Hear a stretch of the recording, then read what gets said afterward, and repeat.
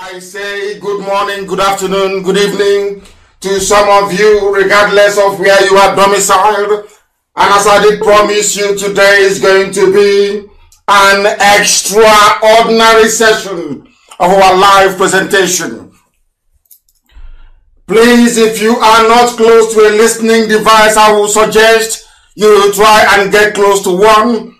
Inform your friends, your family, your neighbors, those who are gathered around you, that they too may participate in this very wonderful program this evening. We have the prophetess with us all the way from New York, and I'll be bringing her in very shortly. But before then, as always, we are going to hand over our proceedings to the Most High. But I must remind those who are listening, in case you're joining us for the very first time, that this is Radio Biafra. We are live and we are direct, and the whole world is listening to us across every time zone in more than 100 countries and territories around the world. People are glued to their listening device, be it satellite, be it our applications, be it the FM in Biafra land, and also those who are following live on Facebook at Mazi Nnamdi Kanu. Make sure you are at the right one. I know most of you are streaming this live also on YouTube, and some people are hosting a watch party. I welcome each and every one of you. My name is Nnamdi Kanu. I am the leader of the indigenous people of Biafra, bar none on this very earth. The director of Radio Biafra, the director of Biafra Television, and by the very special grace of one indivisible God in heaven, Elohim Adonai El Shaddai, a servant of the wonderful people of Biafra. We have come that freedom may prevail. We have come that Biafra may be restored. We have come that every captive in the damnable zoological republic may be set free. We have come that those that seek the truth in every way possible shall be able to find it. And those of us who are bathed in the light of the Most High shall see the glory of the restoration of Biafra in our time, that we may praise the Most High very diligently in truth and in every honesty. I am going to pray very shortly before I ask the prophetess to tell us what she has for us. And I will even ask her if she is related to Vice President Osinbajo, who has been missing for a while now, because her name is Osinbajo.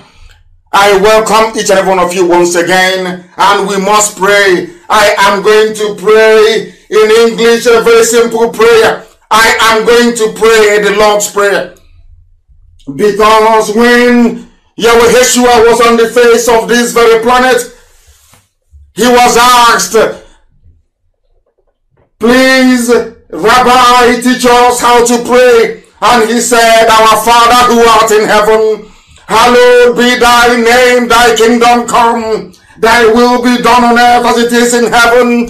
Give us this day our daily bread, and forgive us our sins as we forgive those who sin against us. Lead us not into temptation, but deliver us from evil. For thine is the kingdom, the power, and the glory forever and ever. He said, I remember very vividly that Yeshua said,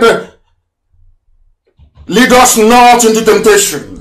That temptation is the damnable zoological republic. And without any further hesitation, as a preamble to our undertaking this very evening, morning, afternoon, or night, it could even be your early evening, we are going to go to this woman of God all the way from New York to tell us what she has in store for us. She said Elohim gave her a message, and we want to listen to her. And if possible, I will be able to ask her some questions.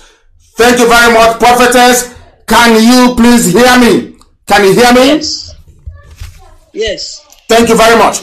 We'll start once again by you giving us your name and where you're calling from, please.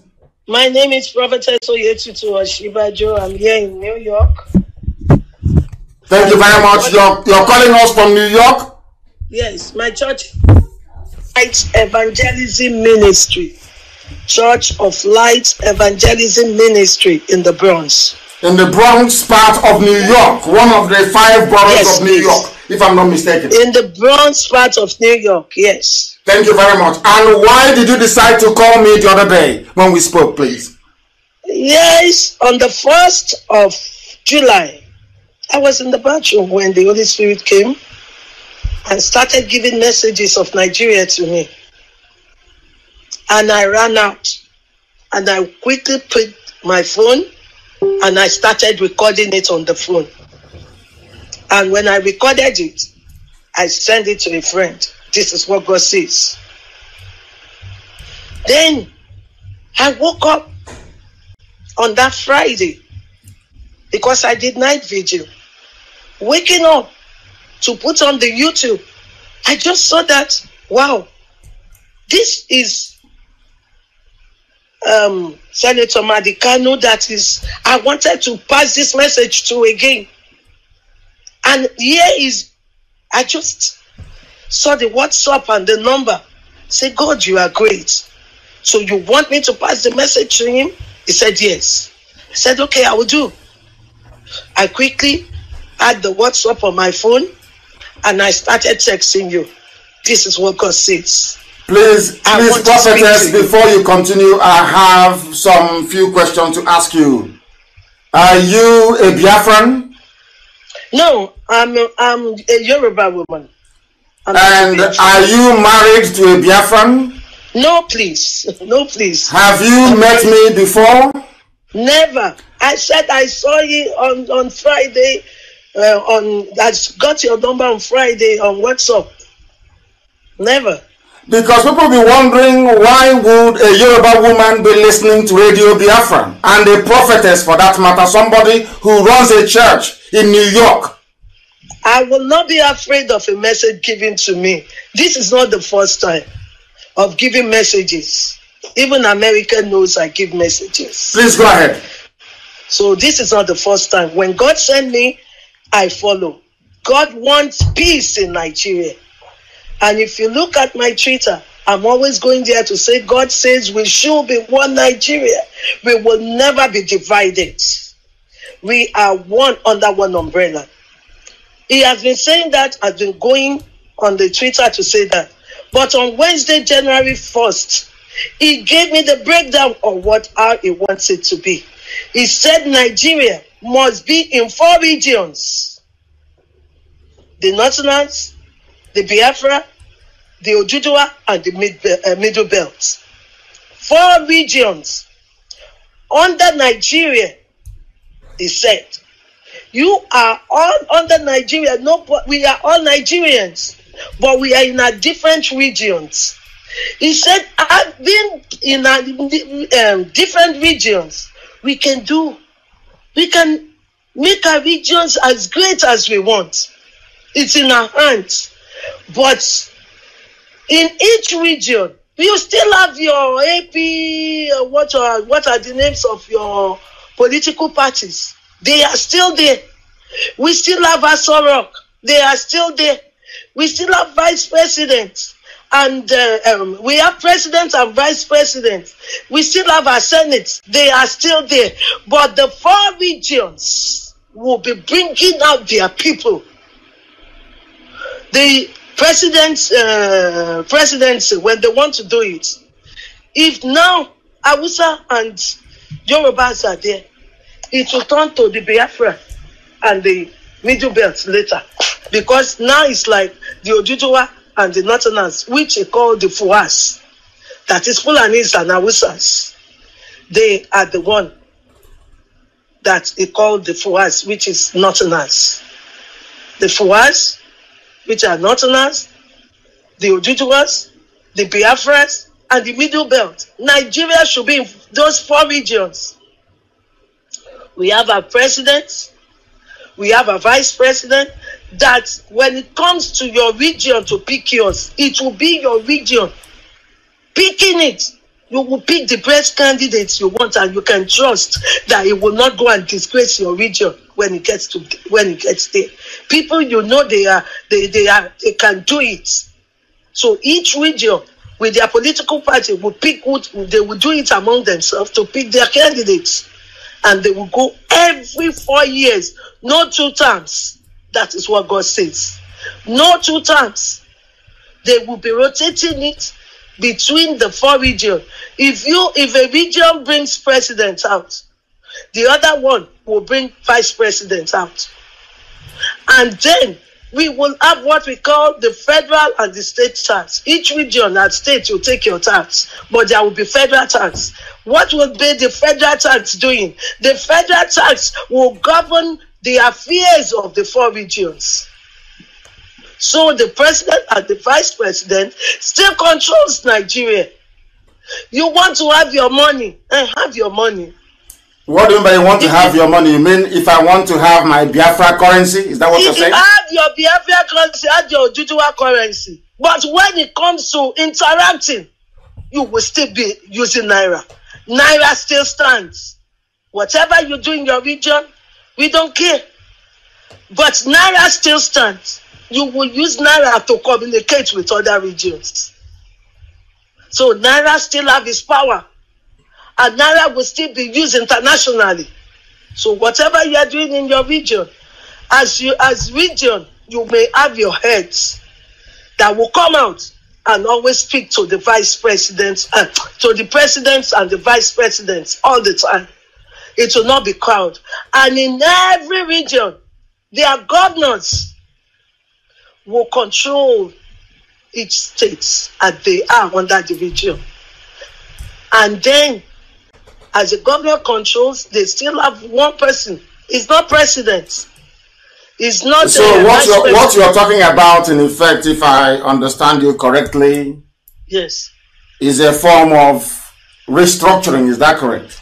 Exactly, Nigeria. I wanted everybody will be happy. Yes, I'm coming. I gave you this opportunity to be able to speak to the whole world because I believe in democracy and not just freedom of speech, but divergence of opinion and of thought.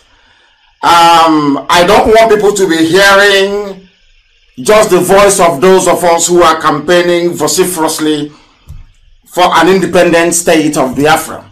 Now, there are some questions I want to ask you because to me, it seems to me, considering what we have to analyze this evening and go through, that whatever you may have seen could be referring to the past. Because I have here in front of me the text of what transpired at Haburi. And what transpired at Haburi involved quite a lot of people. And I will tell you right now, this very minute, the names of those that went to Haburi to discuss this same thing that you're talking about. And then, if it is the will of God, as you said, it is, that there should be a division into 4 regions. Now, my question is, why didn't it happen then? But I'm going to come to that in a minute.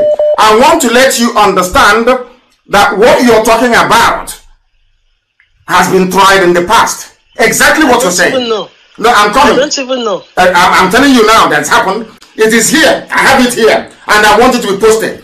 This is a transcript from the tape of the recording in Haburi, where exactly what you're saying now, prophetess, what you're saying now was discussed between January 5 and January 7, 1967. Wow. The reason why I'm bringing this up is that what you saw is not out of place. But maybe God was showing you how Nigeria could have been had they behaved themselves in the late 60s. Let me tell you those who went to discuss exactly what you're telling us tonight. Those who were there were the Lieutenant General Joe Ankara, who is the host, the then head of state of Ghana, Lieutenant Colonel Yakubu Gowon, the Chief of Army Staff, who announced himself as the supreme commander when Ironsi went missing in Yoruba land in Ibadan when he was being hosted by Fajri. Lieutenant Colonel Odumego Ojukwu, who was the military governor then of Eastern Nigeria, Colonel Robert Adeyinka Adebayo, the military governor of Western Nigeria, Lieutenant Colonel Hassan Katsina, military governor of Northern Nigeria, Lieutenant Colonel David Ejo, military governor of Western Nigeria, Major Mobolaji Johnson, the military governor of Lagos, and also Alhaji Khan Salem, the Deputy Inspector General of Police. Also present were Mr. T. Omo Barry and also Commodore Akinwole Way, the Chief of Naval Staff. This is to tell you, prophetess, that everybody, the Nigerians you're talking about, they assembled, all of them.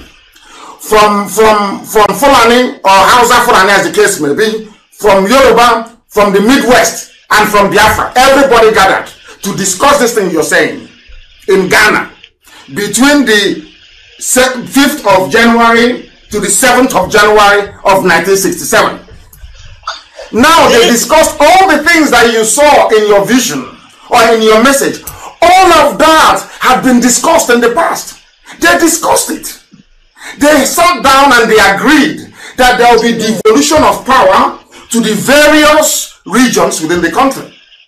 Now I want you to go back and ask God, why did it not happen in 1967? Can I answer that? Please do. God's time is the best in everything we are doing in life. No man has the power of God. You may want it that time. It is not yet ripe for God to manifest it. When it involves God, it will surely stand. No one wins God. When it comes to God, when you say God says, no matter who you are, you have to bow under that umbrella. And whoever don't want to listen to it, God himself will deal with them. The one you are saying in 1967, which I don't even know about, God is my witness. This one came July 1st. I stand by the throne. The God who called me. I did not know. Prophet, I'm not disputing what you're saying. I'm just telling you that it is God's time. Yes. Now I want to know that, are you aware that there are Yoruba people, Oduduwa people, I prefer to call them, there are Oduduwa people in Benin Republic in Dahomey? Is that correct? All this history, you just say it. I'm just a woman of God to give a message of God. No, because I want to know, because what I'm trying to understand is that I want you to be able to, perhaps you will come back again, you will go back again and go back to God and say to God, but this happened in 67 and 5 million people died as a result of it, because this wanted to happen and they killed 5 million people in order to make this type of Nigeria you're talking about now not to happen.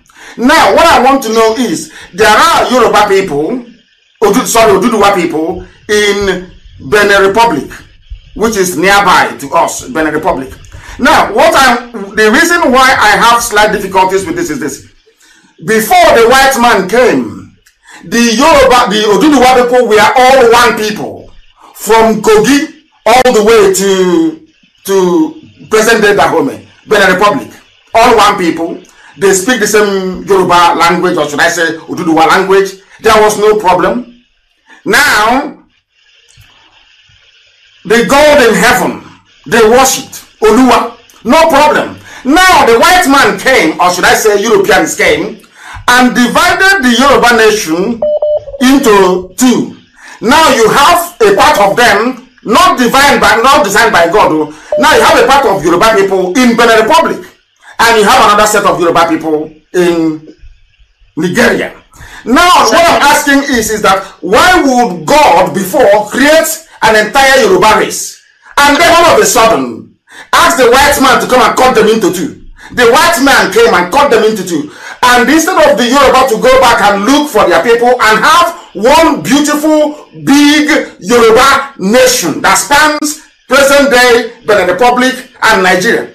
Why would Yorubas just confine themselves to Nigeria, knowing fully well that we tried this thing you're suggesting now that God told you about in 67, and 5 million people died? What makes you to believe that people will not die again if they try it? They will never. It's only the enemies that will die. Those who are stubborn, who don't want to listen to God, they are the one he will face. Me, I'm just a servant. I know. And this is not the first time I will give a message. I am just a servant. And when he sent me, how he will do it is none of my business.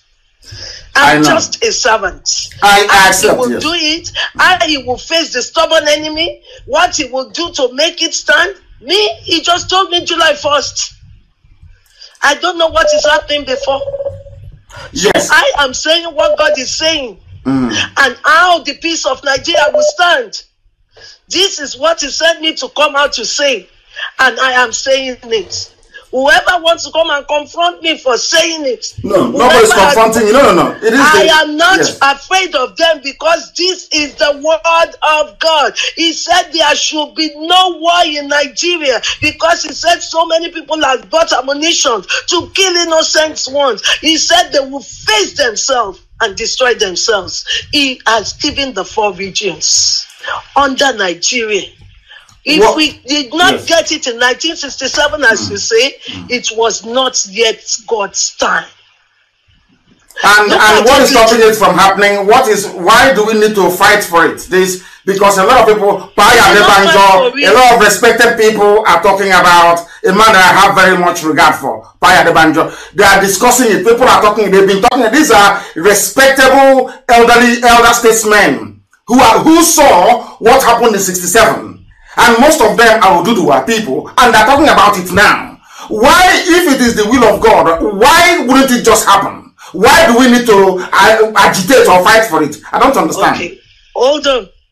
The way God works is beyond anyone's comprehension. His ways are not our ways. The way he will do this, all he's telling those who are ready for war is that don't fight. You will do it amicably. Those in the Biafras will bring their elders like you to come and talk. The Oduduwas will bring their own. The Middle Belt will bring their own. The Northerners will bring their own. Anyone who don't want to listen but still wants to give us war in Nigeria will face themselves. According to 2 Chronicles 20. Look at 2 Chronicles 20. When they want to come and face the Israelites, what did God do? He said, you'll be praising him. And they faced themselves. They destroyed themselves. He said, enough of bloodshedding in Nigeria. Enough. There must be love and unity. And we should all be under the same umbrella. They may try it in 1967 because that was of men, not of God. But the same way they tried it in 67 was the same way that Nigeria was created by a man, not by God. Don't worry. This is God speaking. Because you don't know me. No. I brought you to the program to give an alternative view. I don't want the world to think that we don't allow alternative views on this platform. I want people that have alternative views to come along. That's why you're speaking to us. I am telling you, this is of God. When things are of God, he knows how he will start it from the beginning to the end. But write it down. Nigeria was in 4 regions, and we have free movement among ourselves. Thank you very much. Let me Prophet, I just want to say this. You are absolutely right that in your vision you saw 4 regions, and those 4 regions, they were intermingling. Everybody was visiting everybody else, because all the 4 regions will be in ECOWAS. And in ECOWAS, anybody can, you can wake up and travel to Liberia. You can travel to Katsina. You can travel to Obamojo. You can travel to Ibadan. Nobody will stop you. But where I have problems, which is why I want you to go to, you're a prayerful woman. I want you to go back to God and ask for clarification. Because you saw 4 regions, which is the breaking up of Nigeria, which is absolutely correct, because that very autonomy you're talking about under Nigeria, which is now what diplomats are saying all over the world is what they want. That they don't want Nigeria to break. They want Nigeria of 4 regions, everybody doing your own thing, but your name will still be Nigeria. What I want you to go back to God to ask God is this: if it is God's will, how come God gave powers to people that will always say no to it? Why? I don't understand. If it is God's will, why would God always, through the British, give powers to the Fulani that will always say no to it? Why? That was of men dead. Men are ruling. Men are ruling. When God intervened in a thing, it was still, this is not vision. Now, He spoke in voice to me. I added when He was telling me. I quickly picked the phone. If it's vision, I agree with you. I am not doubting you. Spoken voice. You too will receive it. Father, fill your son to see what you told us, so that he will calm down to get it right. He said, now, I'm coming. When you spoke before, you said something about IPOB and this very agitation. That God, what was God's purpose for this very IPOB agitation? I want to know. That was something you said. Are you saying that IPOB came to fight for everybody, not just for Biafra alone? That was the way you put it. No, I was telling you that you are fighting for Biafra. Yes. That the way God has given the vision, you don't have to fight for Biafra. Fight for Nigeria to be what God says it should be. A country with 4 regions. And everybody, they are in peace, harmony, love. I, as a Yoruba, can come and live in Biafra state with no problem. I can buy houses and be doing my business. Tomorrow morning, no doubt. So it is where everybody is. We're doing business together. The joy of the Lord is there with everyone. We are happy to call ourselves Nigerians. That is the only point of departure we have. And that is why I said, I will go back to God. Please. And you will also go back to God. Because I want to explain something to you. If it wasn't God's plan in 67, and because it wasn't God's plan, 5 million people were killed as a result of restructuring. Now, what made it to also fail again in 2014, when Jonathan called for the confab, and the Fulanis walked out. They didn't want it. So I keep wondering, if this very matter is God's will, how come in 67, 5 million people died because of it?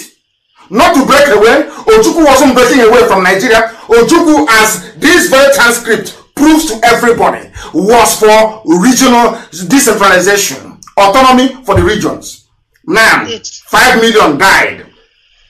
Again in 2014, even before then, they've had a series of confabs. People from the south, by which I mean Oduduwa and Biafra, they canvassed for regionalization, exactly what God showed you, and the Fulani said no. So this is about the 4th time that they have said no. If somebody got them round the table and they said no, Wole Soyinka has been campaigning for sovereign national conference, maybe to give birth to this very 4 nations you're talking about, and it never worked. So I am wondering, in what order is God going to send angels from heaven to come and tell the Fulanis that this is His will? I don't understand it. That's why I said you should go back to God and ask Him I don't need to clarify. Go back to God. My God always talk once. He has never repeated Himself twice. The God I serve is the Almighty King, the King of Kings and the Lord of Lords. Of course. He has never made a mistake. It's not a God you question. It is not the God you question. No, we are not questioning God. We are saying that the Almighty King. Yes. When He says yes, it's yes, it's yes. And it's no, it's no. He said yes now. Okay, He has said yes now. So God will now speak to the Fulani people. That is why we're trying to calm everyone that is angry down. Calm down. Let God take his place. Those who have been studying you, no. He is God. He knows how to wipe them out. Okay, so we are now hoping that God will wipe away the Fulani because that's the problem. By the time you go together, he will wipe off their stubbornness. Okay. He will visit them in his own way. He will show himself as God to them. That stubbornness, he will wipe it out. That stubbornness, they're in my village, taking my land, though. The stubbornness, we're waiting for don't God. worry, everything will be sorted now. Okay. All those things cannot work again. God has spoken July 1st. We are just in July 5th. Let us see his move and his power. He is God.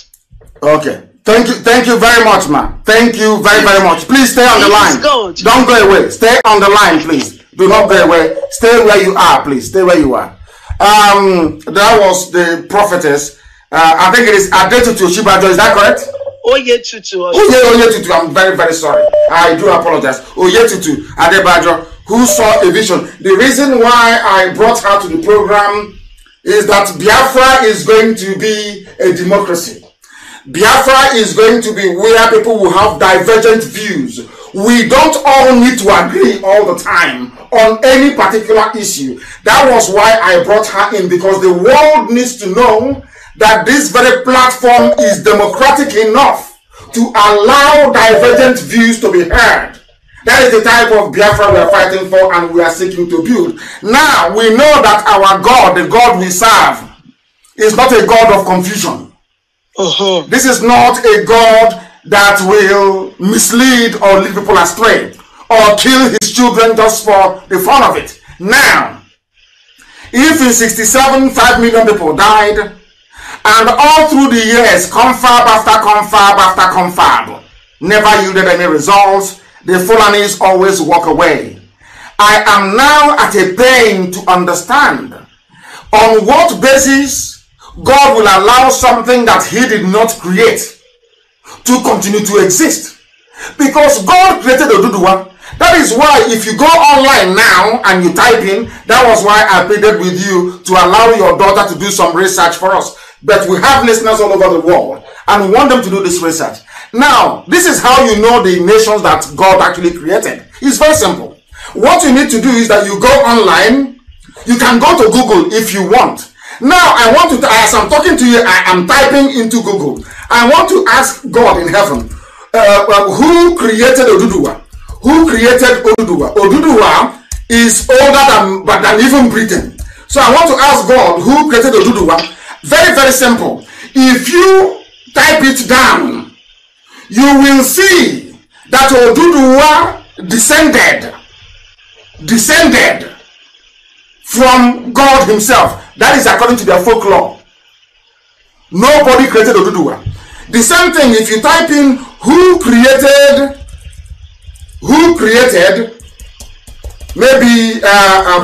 England. Let us say England, for example. Who created, what I want to say is that what you saw was what God said. But the timing is not actually very clear, which is why I want you to go back to God and ask him, who created England? I'm asking. Ask yourselves again, who created England? Once again, this is how you know the nations that God created.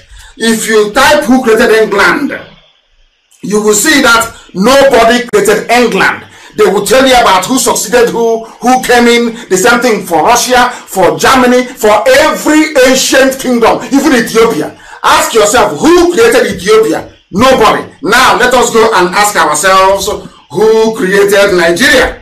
This is why it is a man-made object and why God cannot be speaking for a man-made object. I want to ask, who created Nigeria?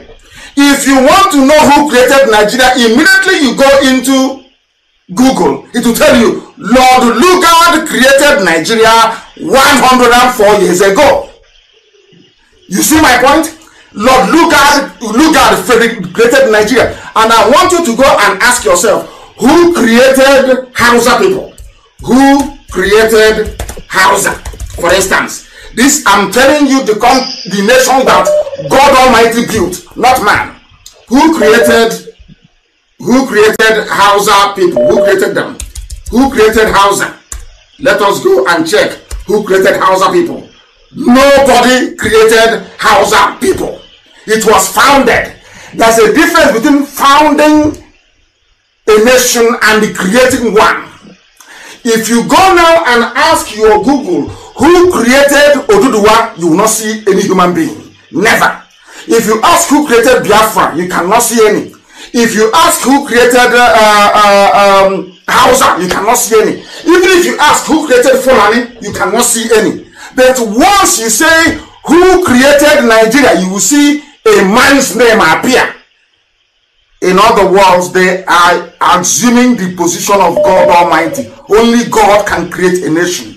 So in my conclusion, how I saw your vision, my personal opinion, is that your vision is about the division of Nigeria. Not bringing it under anyone, because God did not create Nigeria. I have proven it now that God never created Nigeria, but God created Hausa. God created Oduduwa. God created Tifi. God created Biafra. God created all these people. You can never hear a person say, I created this very place. Only God can create a nation and not man. That is why Nigeria cannot survive.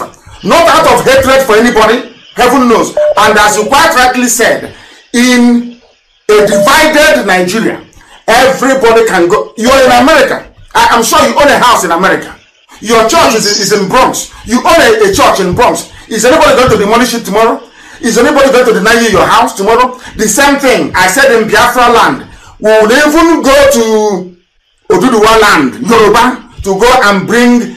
If you're paying your people $50,000 a year equivalent, we will pay them 80. If they are good, we will headhunt them and bring them down to Biafra land to work for us. That is the type of nation we are going to build. Not a nation based on parochial interest.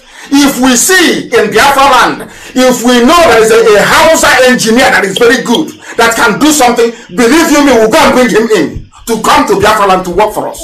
That is the type of nation we are going to build. And that is why I welcome your call this very day. I thank you very much. Hold on, let me quickly say one thing. Please go ahead. Go ahead. You said you want to take Biafra out of Nigeria. Please, as a woman of God, I don't want to talk too much, because those who know me in America, they know the message that I've given, and they find out everything was like that. I just want to tell you, don't fight against God. Now I'm asking you, how can God allow? Hold on. He will reveal himself to you. People are listening and we need clarification. He will reveal himself to you after we have finished this discussion. He is God. He is not a liar. And the way you will go out to do it and still be a Biafra region, he will tell you. He is God. Nobody works as independent. You are nothing without God by your back. Of course. I agree. If human beings say they will support you, they can die overnight before they say they want to support you. That is but true. With God, he is your power. He is your strength. He is the one that can make you achieve what you want to do. So if God says, I say, nobody contradicts God. That is why. But the family is saying that God said there should be no restructuring. There will be. They are not God. No, but that is why they are God told them in the Quran. I to appease to you. They are not God. I want you are a Christian. I want you to honor God, respect God, believe in him, trust him. He's not a liar. Whatever he says, he will complete it unto the end. You as a woman being, let me tell you, those who said have been doing it since 1967, they were under a race. They are not under grace. But I don't know how that grace, I don't know how it's let going me tell you, to appear again. Hold on, please. I just want to explicate this. They were under a race as woman being trying to make sure it stands. But now, grace, God is involved now. Because between grace and grace is God. I agree with you. I agree with you. I will be with you. I agree with you. But how can, why won't Prophetess, please hold on, please, man. Hold on. Why would God divide Yoruba land into two? Put one in Benin Republic and the other one in Nigeria. Why? Why would he do that? Bygone is bygone. That has been done. We are Nigeria. Bygone is bygone. You understand me? But I have been able to prove to you now that God never created, but God didn't create Nigeria. Look at this. You know, I am used to it as a woman of God. Even when I'm speaking in the midst of big men of God, they attack me. I'm used to it. No, nobody. Heaven forbid, nobody can attack you. Nobody is attacking you. They contradict it. No. But I always say, wait and see. When it comes to God, we will all see, and we will know it is God who spoke. Thank you very much. It was the said time. God will be with you. And Please, you too. And you too. God, and I look forward to welcoming you back on this very platform, and remain blessed. Remain blessed. Thank you very, very much. Remain blessed. People are now calling from everywhere, all over the world. The program this evening, we have our live interactive sessions mostly on Fridays. I allowed our mother in the Lord, so to speak, to come and tell us the part of her vision that I accepted was the division into 4. Not the other one, still under Nigeria. No, maybe it was when God was taking away all the green, white, green flag. She may have seen green, white, green, but it wasn't God at all, because I've proven it here. God cannot. Our prophetess said that what transpired in 1967 was the work of men. If we accept it was the work of men, that the Almighty God doesn't validate the works of men, then there is no way God can validate something created by a man. It's a very simple experiment.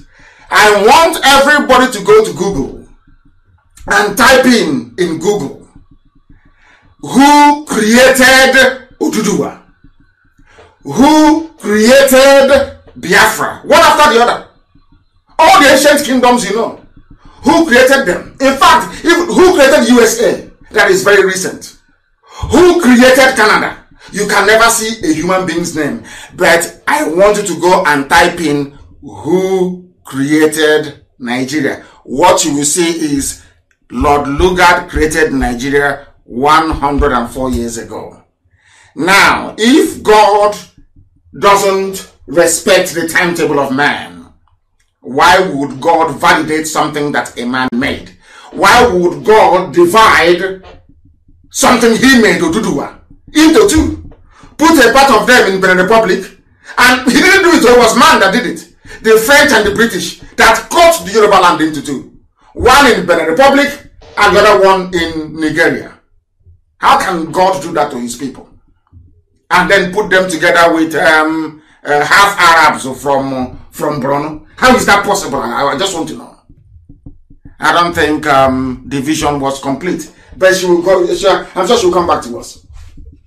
She will come back to us. As somebody said, we are not wishing for anybody to lose their child to Fulani headsmen. I want the world to understand that we take divergent views here. We don't need people who always agree with us. Sometimes it is good to test ourselves against those who don't agree with us and be able to give them the platform to be able to preach that conviction which they have. We must proceed. And being part of our program this very evening, we are making it abundantly clear to all those who are willing to listen, to everybody who is willing to listen, that those of you entertaining or harboring the intention of steering Nigeria towards the path of devolution, or should I say regional autonomy, that ship has sailed. We are no longer there again. We are no longer there again. We cannot have it. Do you know why? As I'm sure that Aburi Accord has been published. If you go and read it right now on my page, not the outcome. I'll publish the outcome next week. What I wanted to do today was to go into the corruption in the zoo. But I discovered that this prophetess rang and said she had something to say. And I said to her, I want you to say this to the hearing of the whole world. And she just did. What we are now going to do is to proceed very cautiously towards this very lecture that we have this evening. It centers around her conviction that the zoo should be won, which I vehemently disagree with. Because of a simple thing that she said. She said that 67 was the work of men. I think there was another confab in 1984 or thereabout. Was that the work of men? Yes, I agree. Also, the work of men, let's even use recent one, not the Abacha one. Abacha called the conference as well. Let's use the most recent one, 2014 of Jonathan's confab. So it was the work of men in 67, work of men in 84, the work of men in 2014. But Nigeria was created by a man. Now, how can God preserve the creation of a man, which is Nigeria, but say no to when men are trying to carry out that same vision that he showed to our dear sister? That's what I don't understand. That's the only place where I am having a slight confusion. Because Nigeria is artificial, it is man-made, and that is why we must try all we can to make sure that it no longer exists. There will be 4 nations emerging. That is the part of her prophecy that I want us to take away. And all these people will cooperate. The Fulanis will go back to Futajaran, where they came from. The Hausas can travel, mingle, and stay wherever they like. The Middle Belt nation will mingle and do whatever they like. The same thing with Oduduwa and also Biafra as well. One thing we're not going to have is a monolithic, unwielding, irredeemable zoo called Nigeria. It cannot happen. Never, ever, ever. Now, it may be that all these 4 nations emerging will decide to come together and negotiate to form a union. That is their prerogative. Maybe that is where she's going to.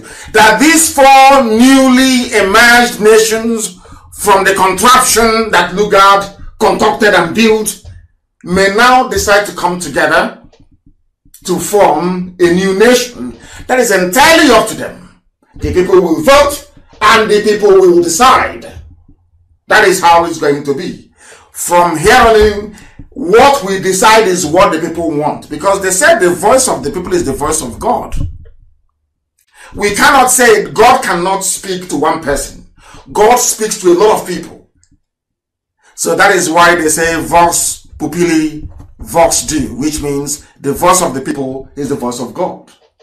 Not the voice of one person, but the voice of the people. And the people are saying they are tired. Oduduwas are saying that they want to be free. The Yoruba say, we want to be free. Biafrans are saying we want to be free. Middle Belt wants to be free. Hausa under burden wants to be free. Because they went and everything our dear sister was saying, the prophetess, everything she is saying, Ojukwu discussed at Aburi. Everything, absolutely everything. Everything. Ojukwu argued for decentralization. They came back. The conference finished between the 7th and the 10th. People must note this down. Between the 7th and the 10th of January of 1967 in Ghana, they held this summit. And they agreed. Now remember that the war broke out in Ojukwu declared Biafra on the 30th of May. I want people and historians to note this very, very carefully. I want to put to bed all the misinformation and the lies surrounding the emergence of Biafra. Very, very critical we understand this. According to this very documentation, this very document now posted on my wall, if you go there, it doesn't originally belong to me. It was published by codewith.org. The man that put this very Sorry, it was from the 5th, I do apologize, from the 5th to the 7th of January 1967. Follow the timeline very carefully. They went to Aburi and they agreed. Ojukwu came back, waited for that January, waited for February, March, April, and May. Are you following me? January, Gowon didn't implement the restructuring of Nigeria, no. February, no restructuring. March, no restructuring. April, no restructuring. Until the end of May, pure 5 solid months, waiting for a gentleman's agreement that was reached in Aburi to be implemented. And they said no. Before Ojukwu declared Biafra on the 30th of May. Having attended Aburi between the 5th and the 7th of January. But your historians never tell you this. Those who claim that they are historians, they never tell you this. Never, ever, ever. They never tell you this. Ojukwu waited for 5 months, waiting for Gowon to implement Aburi. Because Britain said no. Because the Janjaweed, Fulani Janjaweed said no. Gowon reneged on Aburi. For 5 months, not implemented. Before Ojukwu declared Biafra. And now you understand the history very well. And all their lies. That is why their lies can never stand the scrutiny of time. Their lies can never ever stand. Because what people fail to understand is this. What people fail to acknowledge is this. That the devil is using the cloak of Nigeria to advance his cause. Because it was the devil that built Nigeria. It was the devil that used a very horrible man to create Nigeria, not God. God never created Nigeria, not for 1 second. Because had God created Nigeria, you will not see the name Lord Lugard created Nigeria 104 years ago. And if you remain in Nigeria, in Nigeria, once you remain in Nigeria, your Lord is faith. I want to tell you what the Hausas are going through at the hands of the Fulani people. So you understand it very well. And I thought that by now, we would have had people interpreting what I'm saying and letting the whole world of Hausa speakers and hearers understand the importance of this very message. Now listen very carefully. Sokoto used to be called Gobe, belonged to Hausa people. The Fulanis traveled and came from all over the place, and Futo Jalon to be very precise, came and pleaded with, they said to the Hausa people, let's trade together. Let's be one. This same one Nigeria. I want you to understand very carefully. They came. After a while, they defeated the Hausa people with the help of Hausa people. I was speaking to a very important personality. Important personality yesterday. And you know what he told me? He said, I went to the north. He's from Middle Belt. He said, I went to the north. You know that thing they call Durban? If you like, you can Google it. You know Durban they have when the emir or the, it's like a Ofala in the north. The Ofala of the north. They said our FM is not working. What's it supposed to be? Why is our FM not working, for goodness sake? Why is it not working, I ask? Oh, goodness me. Goodness me. Now, there is something called Durban. D-U-R-B-A. Durban Festival. Not Durban, Durban. D-U-R-B-A-R. It is celebrated around Ramadan. It's a Muslim holiday in the north. I want anybody to go to Durban in the north. You will see the light-skinned. That same thing about Black Lives Matter. You will see light-skinned mongrels, that is the Fulanis, on top of a camel or a horse. They are the royal family. And you will see Hausa peasants following them on foot, doing rankadede. Not their fellow Fulanis, but Hausa people. Because they conquered. They conquered Hausa people. And how was it possible that a minority, the same thing the Europeans did, how was it possible for a minority, a few Fulanis, moving cattle from place to place to conquer a people with an envious civilization in Africa, like the Hausa people? How was that possible?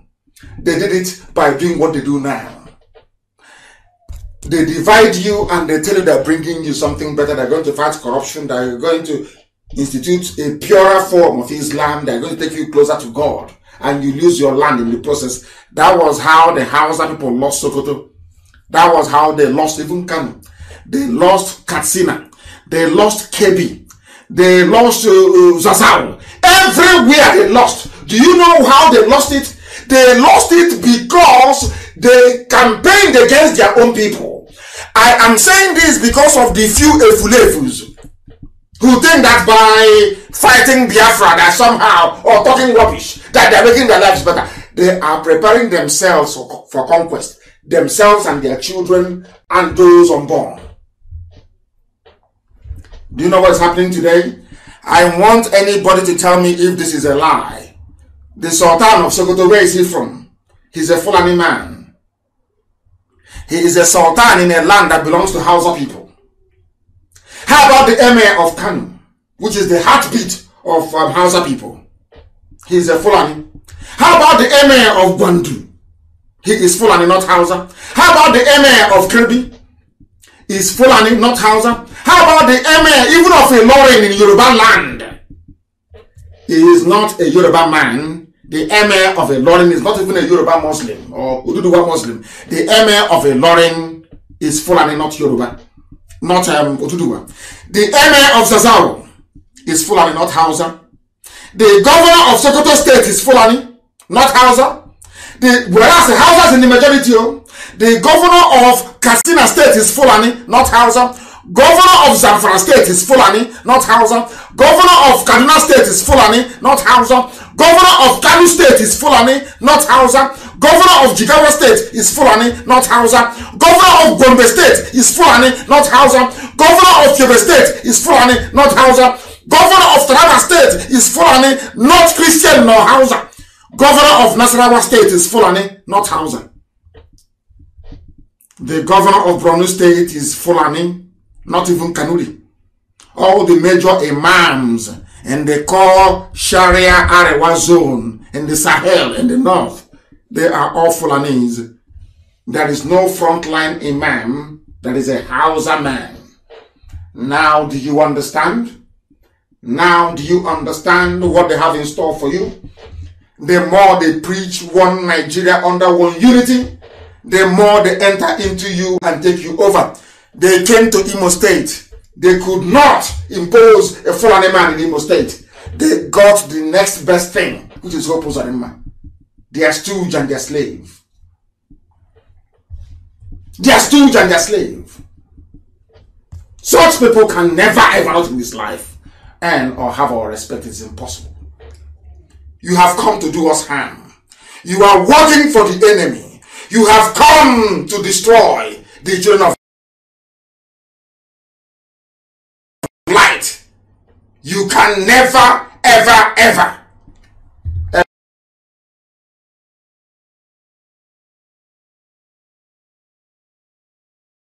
ever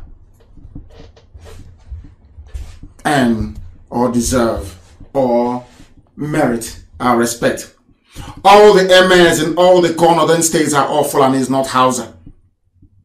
Because the Fulanis killed all the Hausa kings, killed all their high chiefs, and replaced all Hausa kings with Fulani, either as a sultan or as an emir.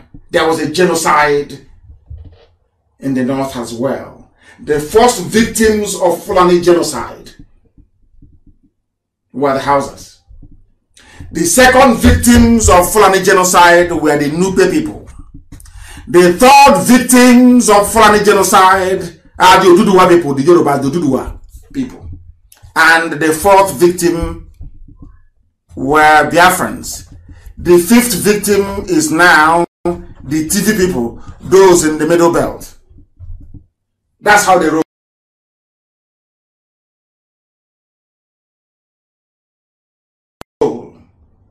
And they are managing to do all these things before, when they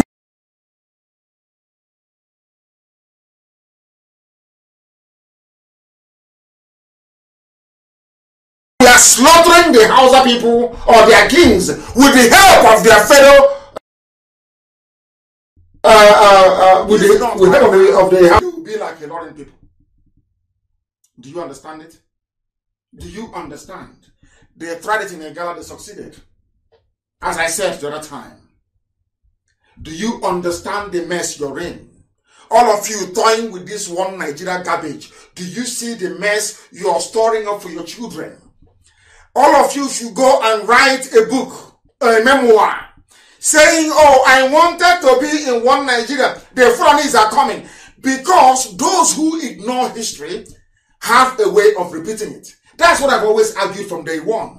If you ignore what happened to the Hausa people, what happened to the Birom people, what happened to the Nupe people, what happened to the Bachama people, what happened to the Wagi people, what happened to Yoruba people, you also will be consumed. You will be swallowed. And our history in the next 50, 60 years will be that of the history of Hausa people that own Sokoto.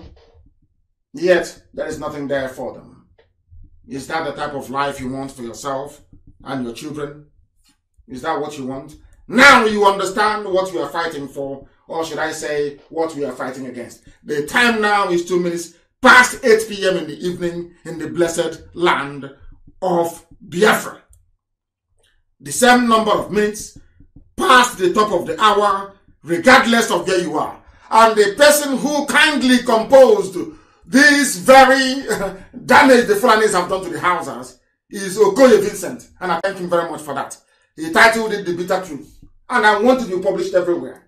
That so when you're talking about your one Nigeria, let's have one Nigeria. Let's have one Nigeria and have regions in. I want you to know what awaits you and your people. This is how the devil works. This is the work of they blind you. The devil will blind you. So you can no longer see very clearly. So you can no longer see clearly. These are the things that you must understand. Please, you shouldn't, some of you should not speak ill of the prophet. That was the vision that she saw. And she's within her rights to share it with the rest of the world. That is why democracy and freedom of speech is a very good thing. You demolish people with the strength of your argument, the superiority of the reasons and the way you marshal them. Please, she is more than entitled to her opinion. If you say that God created Nigeria, you ask Google, who created Nigeria? It's only if you're telling me that a white man is God, if you're telling me that Lugard is God, then I'll believe you. Because it's there in black and white. Who created Nigeria? Lugard did in 104 years ago. That tells you all you need to know. If you don't want to be like the Hausa people, if you don't want the fate that befell Hausa people to befall you, then you must campaign to go back to where you come from. Everybody must. Where were you before the white man came? Who were you? What sort of political union did you have before Lugard came and named you Nigeria? Who were you? Or are you trying to denigrate your history? Are you trying to dismiss who you were, your identity? Then when a white man treats you bad, you start complaining about racism. When you yourself, you have no regard for who you are. You have no regard for your history. How then can you expect somebody else to have regard for you when you have no regard for yourself? Very, very important. People are calling from everywhere. We take calls only on Friday mornings, please. The rest of the time we lecture. I may be in the mood, I may be a bit generous and allow people to speak later on as we proceed. But it is very, very important that people understand what we are passing through. We don't expect everybody to support what we are doing and the way we're doing it.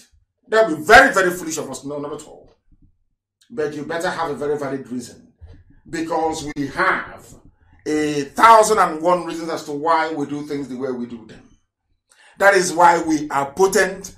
That is why for anybody to be relevant, you must mention our name. If you don't mention Nnamdi Kanu or IPOB or Biafra, nobody will know you are there. You are irrelevant. You are inconsequential. For you to be relevant, there are 3 names you must mention. You must mention IPOB. You must mention Biafra. You must mention Mazi Nnamdi Kanu. If you don't mention any of these 3, you are nobody. You cannot generate traffic. Nobody will know who you are. That is the strength of the hold we have over you. That is how strong we are. That is why I keep saying, we don't expect everybody to support Biafra agitation. Some people will behave like Hausa peasants. They will see danger coming, but they cannot read it until it's too late. That is why today you have a handful of Fulani people ruling and subjugating Hausa people. That is why they made them Janjaweed, they made them Alamajiri. That is how sad things are. Unless you want that type of future for your people, then you must support this very agitation led by IPOB. Because earlier today I had a meeting with very important people in our land. Very, very important. You know, people have views and opinions, and I allow people to hold whatever view or opinion that they feel comfortable to hold. It is entirely up to them, their prerogative. You cannot separate somebody from the views or the opinions that they have within them. That was why earlier today, before I came on air, I was in a meeting with some very important people.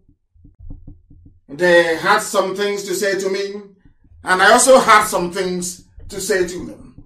And I'm glad to say that in the end, we came to an amicable understanding about the best way for us to proceed. But there are a few standout things that came out of that very meeting. One is that there is unanimity that the consumption of cow meat in our land must stop. If you have not seen the videos or pictures of Fulani men having sex with cattle, please go and have a look at it. And to encourage our people all over the world to please invest. We are not just supremely talented, but we are blessed. We are a blessed race. If we put our hearts and our minds towards animal husbandry in the area of cattle, we'll do very well. And I want our people to go into it. We are winding down our consumption of cow meat. Let us see the reason and excuse that we have to come into our land to slaughter our people at will. To slaughter our people at will. That is not going to happen. It will not happen. So we are running down the clock on the consumption of cow meat. Very, very important that we pay attention.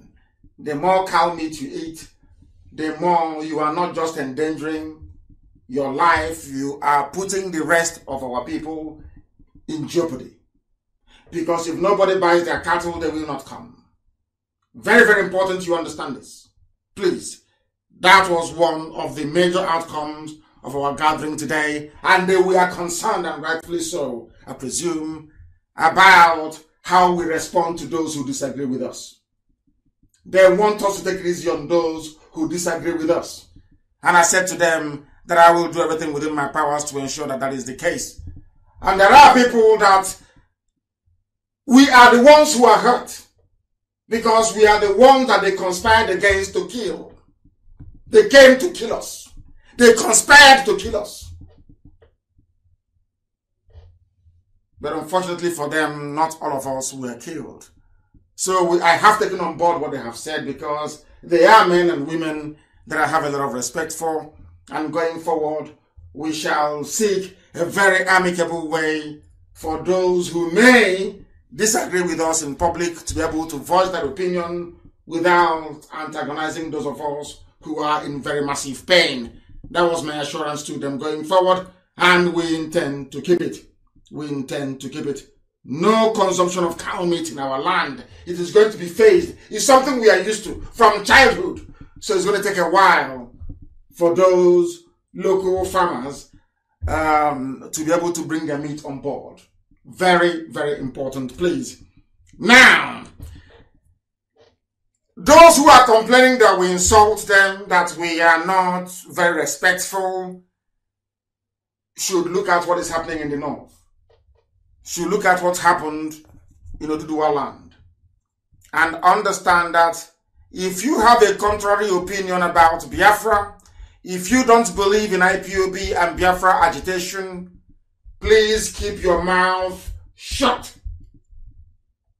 Because if you voice your opinion and we consider that your opinion to be an insult, then you will not be spared. So the best thing for you to do is to just shut up. Keep serving your Janjaweed, your Fulani masters, and nobody will talk about you. But any day you come out to say any garbage against IPOB or Biafra, you will be torn to pieces. Keep your mouth shut and nobody will talk about you. Keep your mouth shut and there will be no problem. And if you claim you're a leader, you must stand up and speak when your people are imperiled, when your people are in danger, when your people are being persecuted. That is why you are a leader. You must stand up and say something. You must condemn it. Not when your people are dying, you don't say anything. And when your people are agitating to be free, you go and connive with the enemy to kill them. We have every right to be upset. Every right to be angry. But of course, we do understand where we come from and the need to be circumspect. And that was what I assured them. And I said I would say it live on air. That we will take it easy on some people. We will try to respect our institutions and our traditions. But please, do not encroach into our territory. We are hurting, we are pained, we want Biafra, and nothing is going to stop us from getting Biafra. Absolutely nothing. No Jupiter can, nobody can. So if you present yourself as an agent of the zoo in our land, and you say because of that, you are 70 years old, you're 80 years old, you're coming into Biafra land to talk rubbish, we will obliterate you completely. Do you know why? Because everything we do with facts and with reason. Do you know that the sponsors of Boko Haram are Fulani people? You also know that Fulani people are the officers you have in the Nigerian army. In fact, across the armed forces of the zoo. Now, they came out openly to tell you that we are not going to expose Boko Haram sponsors. This is a very bloody terrorist organization that have killed a lot of people. Innocent people. There are over 2 million people in IDP camps as a result of the activities of Boko Haram. But of course, I qualify that.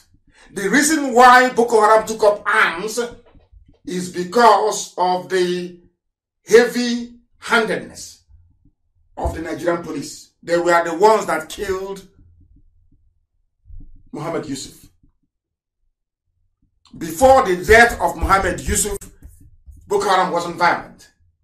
It was the death of Muhammad Yusuf that led to Boko Haram becoming violent. So we must understand that first and foremost. And that is the truth. It doesn't matter how much you demonize Boko Haram. Somebody started it.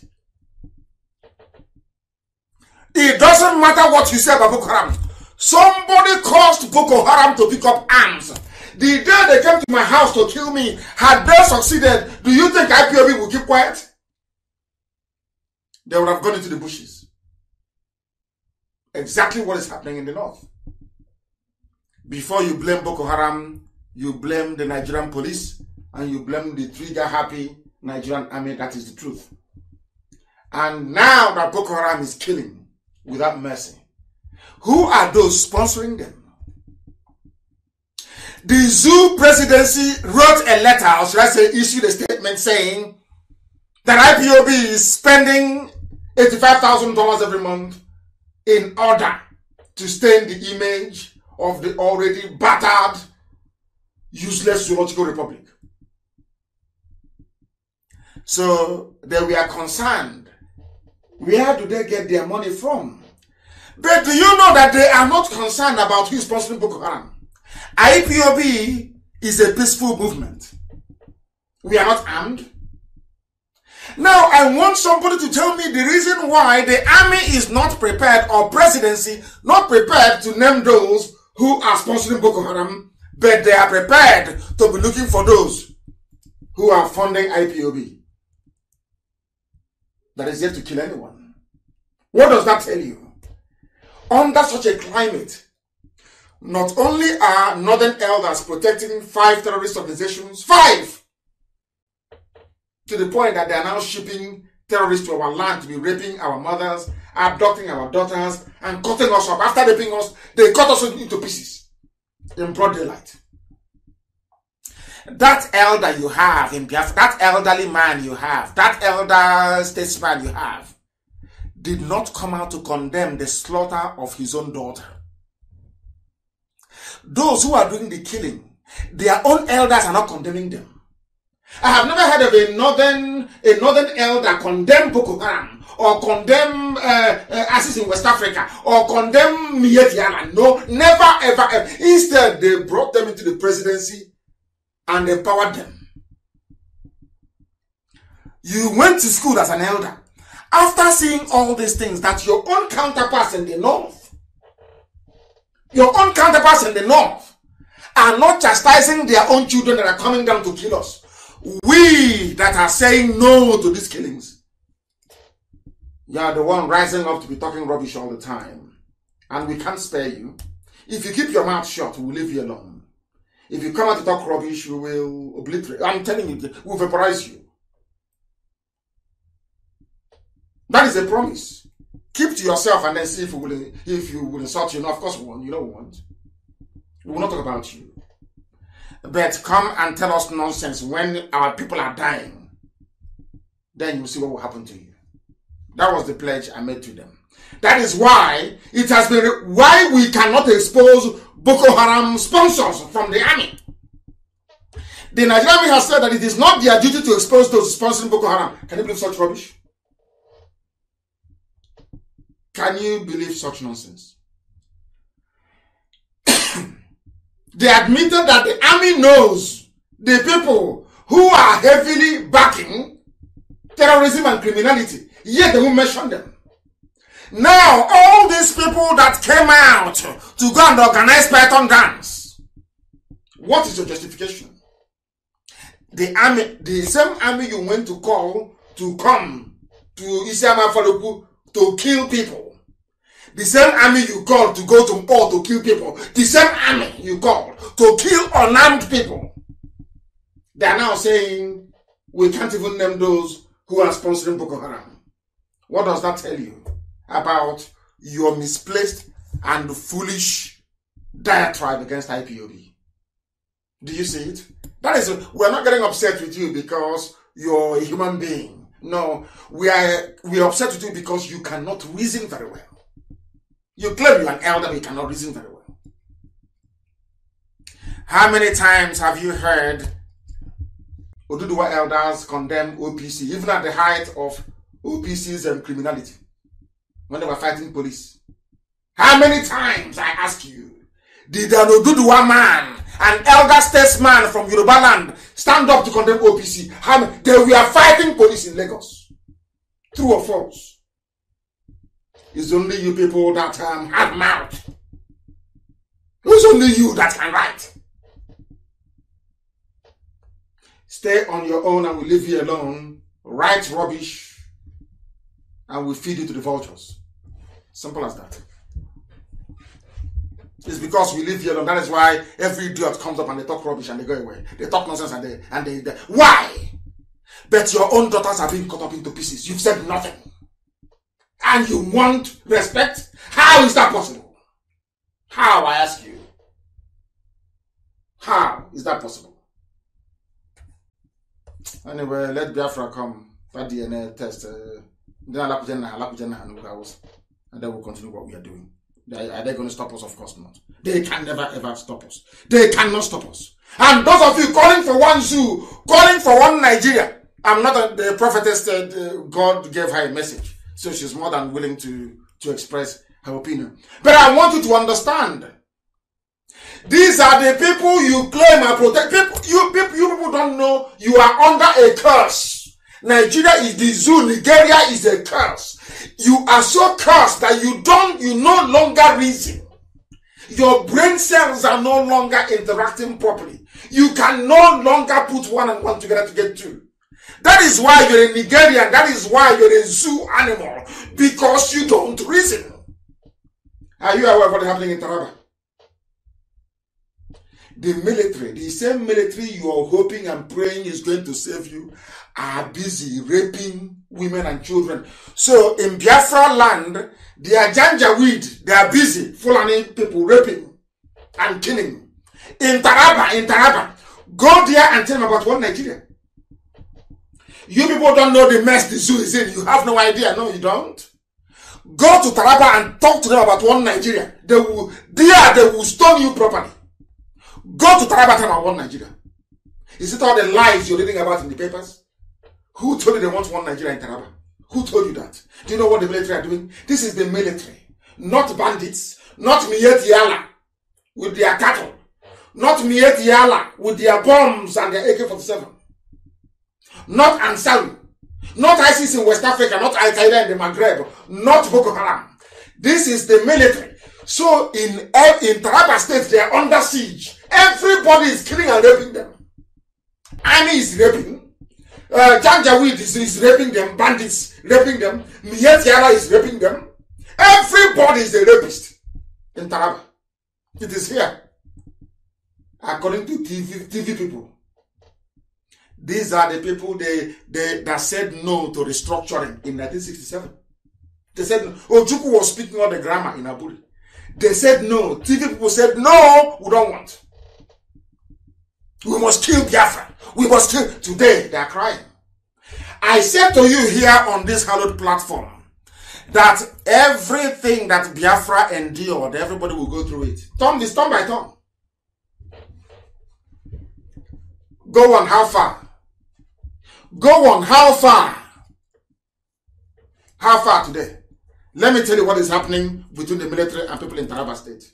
So that you can wait for one zoo, one Nigeria. That is why when I see people talk about one Nigeria, I don't know what to do. To be honest, the prophetess I just left her because she preaches the Bible. So I just left her. If it was somebody else, I will, honestly speaking, if they hear my name next time, they'll run away. I want people that is talking about one Nigeria. I want to let you understand what is happening in Taraba. So you know. Because sometimes you don't know. So you know, you understand the mess you're into in the zoo. Some of you do not know the mess you're in. And where is it even go on from?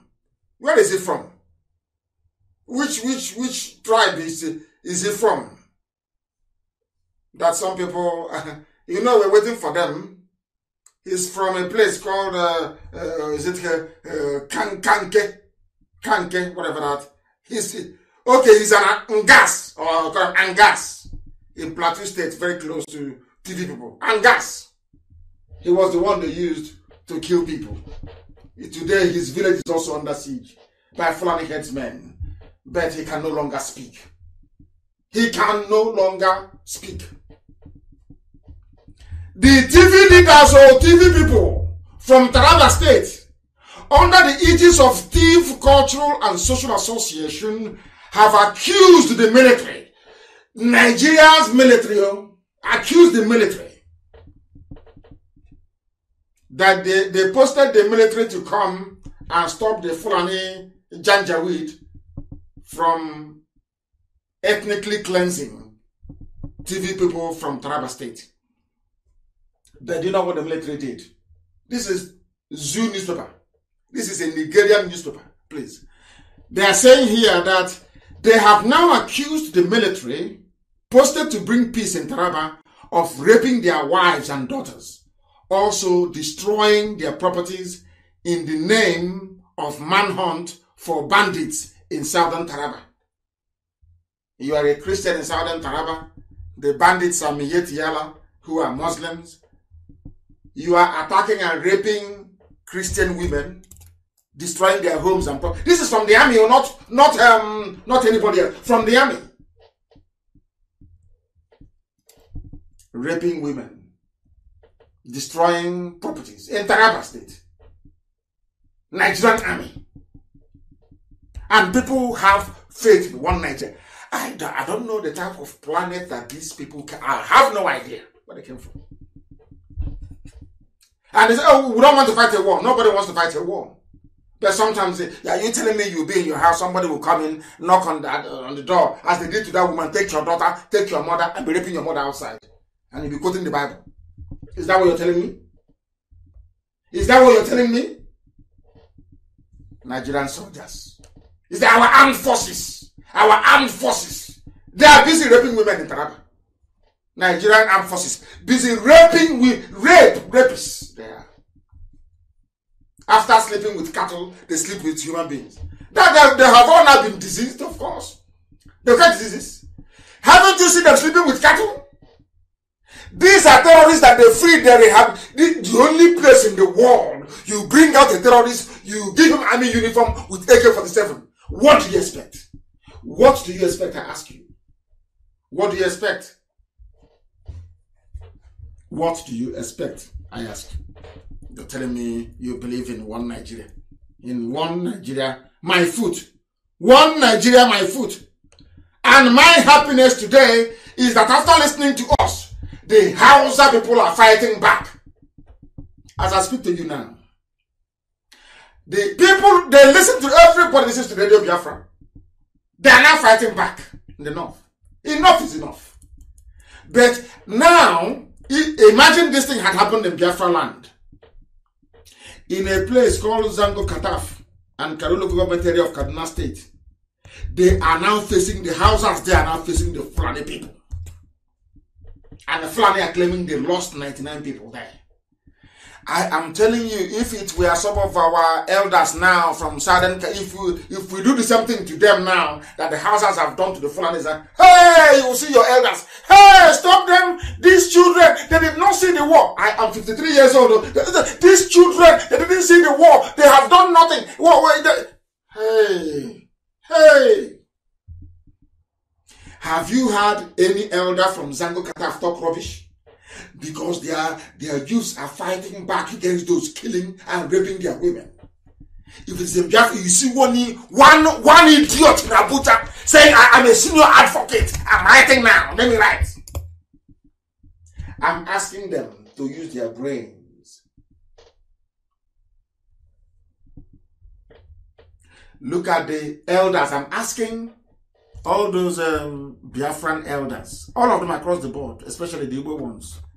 Have you heard anybody now from Zango Kataf, Southern Kaduna, complain about the fight back of their people against the Fulanis? If it is you, you come out with yapping rubbish, as always. Doing Facebook video, talking nonsense, as always, and as usual. And you want respect. You've got to be dreaming. Keep your mouth. If you have nothing to say, just shut up and watch us liberate you from your misery and stupidity. I keep asking them, is there anybody behaving himself that we have ever insulted?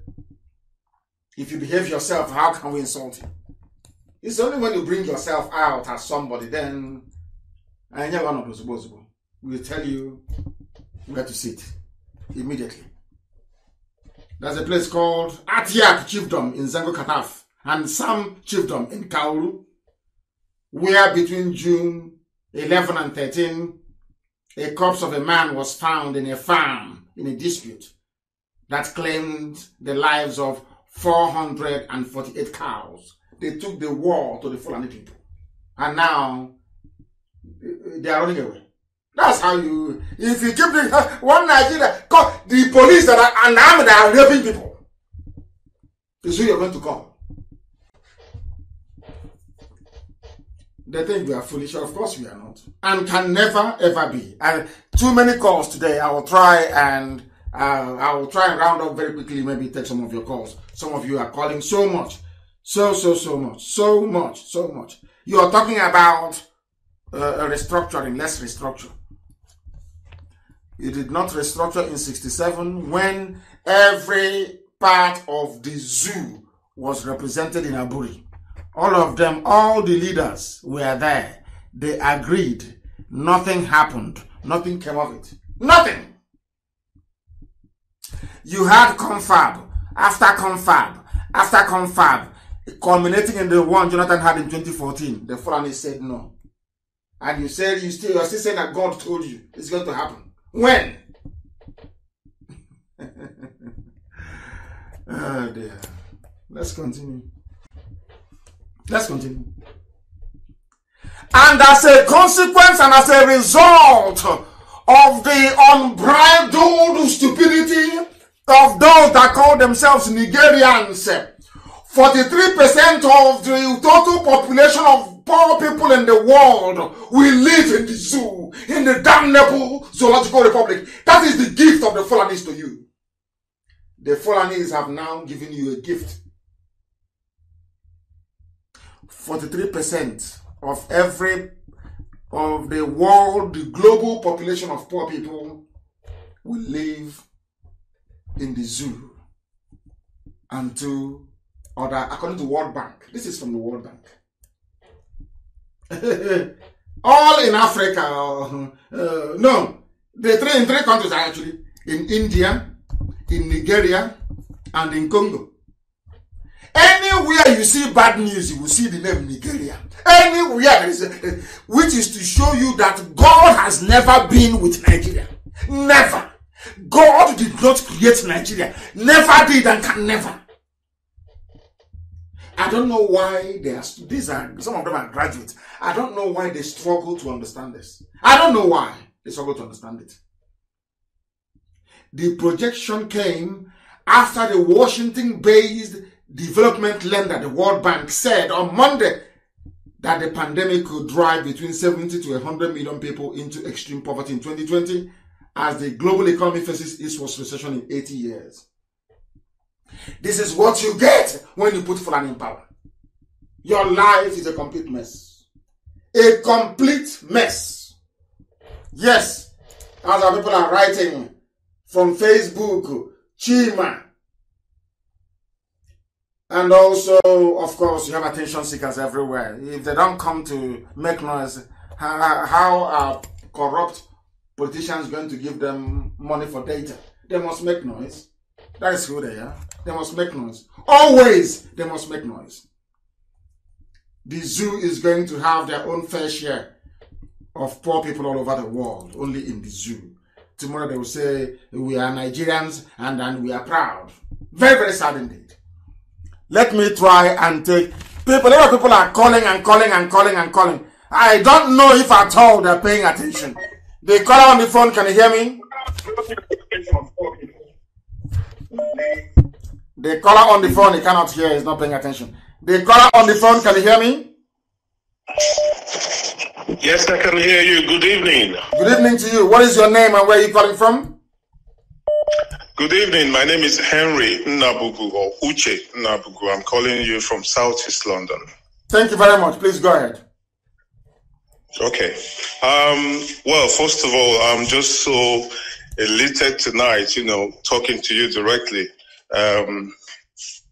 Mazi Nnamdi Kanu, you've been a very big inspiration, and what you are doing at the moment is what I have always grown up dreaming to do. And but God has called you, and all we have to do is to support you. And if you mark my name, you will find that I've always been supporting you. I'm supporting you, and we're in this battle together. So the least we can do is to keep praying for you, fighting for you the best we can. I'm very happy to talk to you tonight just to encourage you, to let you know, I know that the Spirit of God is with you. So it is not that I can do anymore. But just to let you know that you are not alone. We're all behind you. This is what we all want.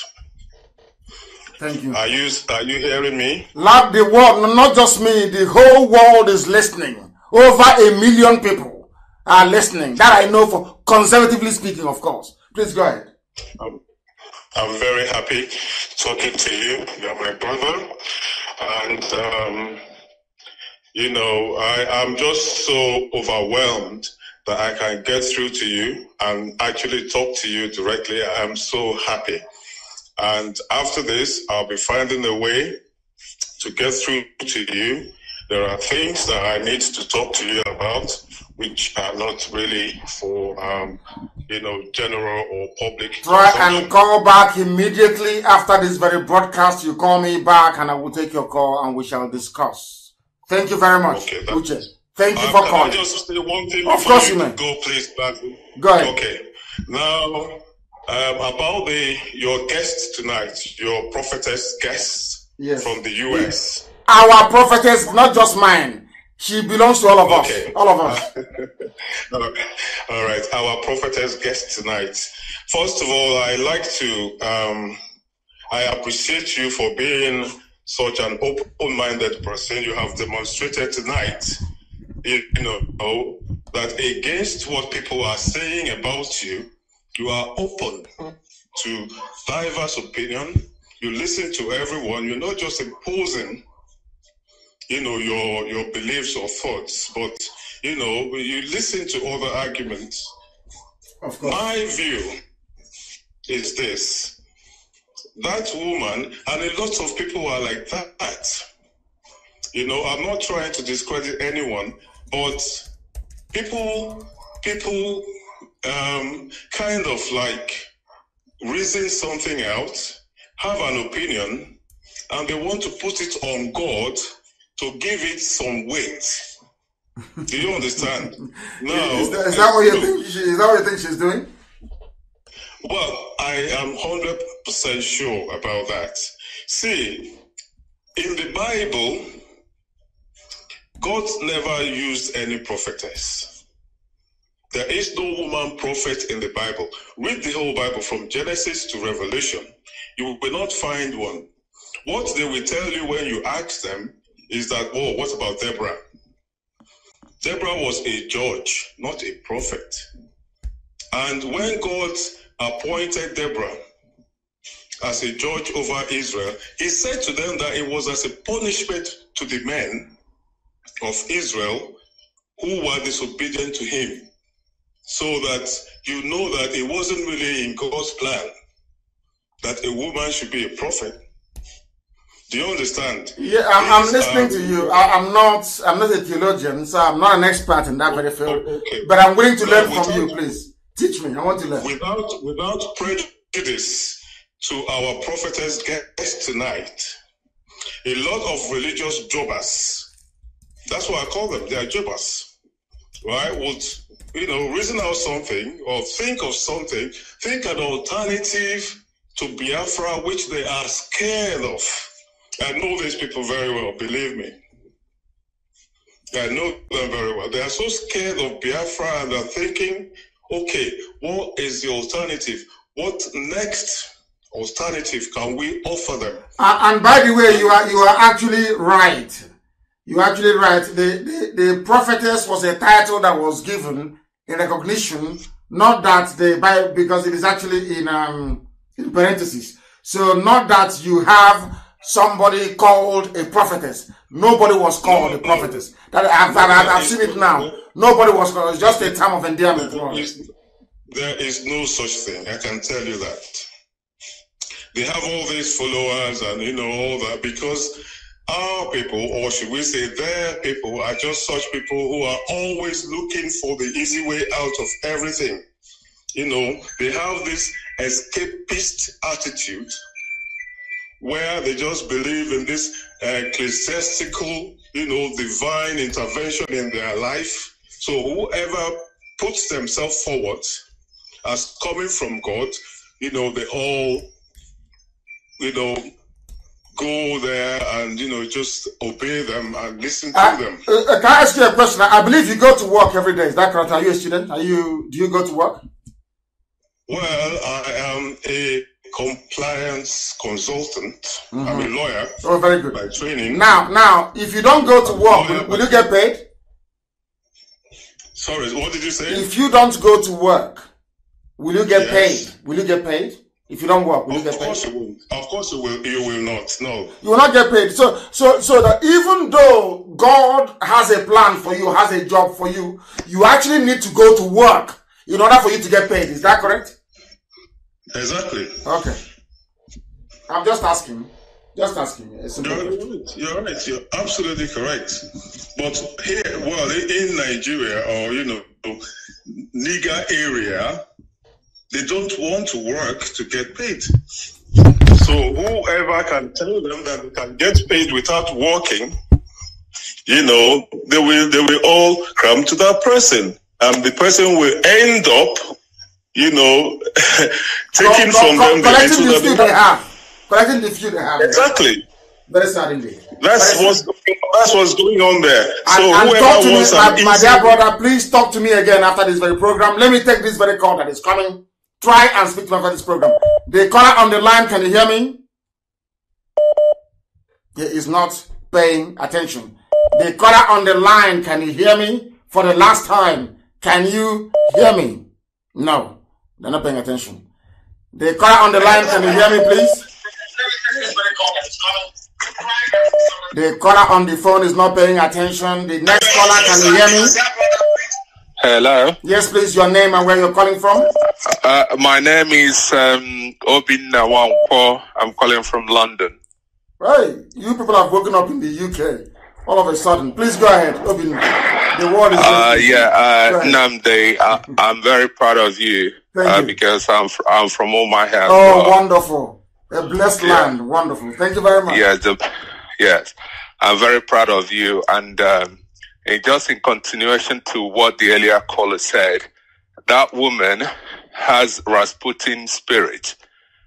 They always go. Please take it easy on her, please. I happen to I don't know. She came and she spoke very well. So I do have this. The Rasputin spirit I'm referring to is those who go to the Tsar. Always they have something from God. And that shouldn't be the case. What we are pursuing is logical, is straightforward, is 1 + 1 is 2. Yes. That is what we are looking at. It's not what God is going to do. God is not going to miraculously. Freedom is free. But in the history of mankind has fought for freedom at each point. However, it's free. But we must fight. Okay, you're saying that freedom is free, but you still have to fight for it. You still have to fight for it. Even in Cuba, it took 5 years, 5 years plus for them to get a Cuban revolution. You still have to fight for freedom. It's not just free, but you still have to fight to obtain freedom. But let me ask you, let's have this conversation now. Do you think that, let's put it this way, so anything designed to kind of, do you believe that even within the present condition of the zoo, that any devolution of power is some kind of freedom fighting as well? Do you believe in that? No. Even restructuring? No. It is not? No, it would never work. Okay, go ahead. Restructuring will never work. Restructuring is not the path of freedom that will liberate Nigeria. Everyone got to go back to their region, to their villages, to their hamlets, to build from the bottom up. Oh, okay. If in the future, if people decide by way of enlightenment and attainment, if people decide to join together, let them decide in the future. But at the current moment, freedom means total freedom. So it is a focus we ought to have. And your broadcast, I I always rush whatever I'm doing to listen to it. We got to be focused to freedom. And it's not just, I have a lot of people from Oduduwa, very important men in England. When I speak to them, what they said to me, what Nnamdi has been saying is absolutely true. Whatever Nnamdi says is correct. In fact, we are making more inroads within Oduduwa and other, even the houses, than we are making. It's like we are becoming a bit stagnant within the Biafran region, but the message is getting deeper and deeper in Oduduwa, in the north, and even in Ghana, Ghanaians, people are opening their eyes. So keep to what you're doing. That is the right track. We can never lose focus. The zoo is shaking. It's rocking, isn't it? It is vibrating. It is rocking. It is rocking because the seed is growing. It is rocking. It's shaking. So we can never lose focus. People who want one Nigeria, when everything is set and done, they can go back to wherever they want. But you're comfortable in England. Why would somebody as comfortable as you are in England be concerned about freedom back in Biafra land? Why?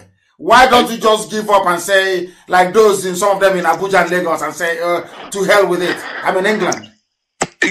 Because my homeland is Biafra. That is where my ancestors were born.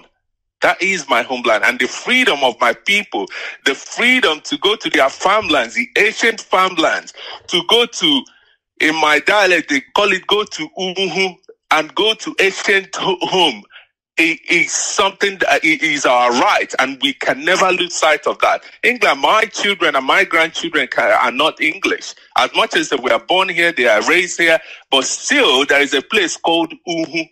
You should understand what I'm talking about. Of course, yes. Homestead, where you come from, yes. Your roots, where you came from. So that is why we must fight for Biafra to come to pass. Thank you very much, my dear brother. I am very grateful. Thank you very, very much for that. The caller on the line, can you hear me now?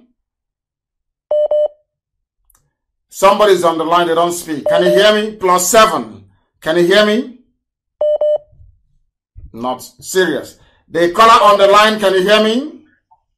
Yes, good evening, I can hear you. Mr. Mazi Nnamdi Kanu. Thank you. Please raise your voice. Come away from your system and raise your voice, please. Your name and where you're calling from. Okay, my name is Isioma Emmanuel Ejimadu Anele.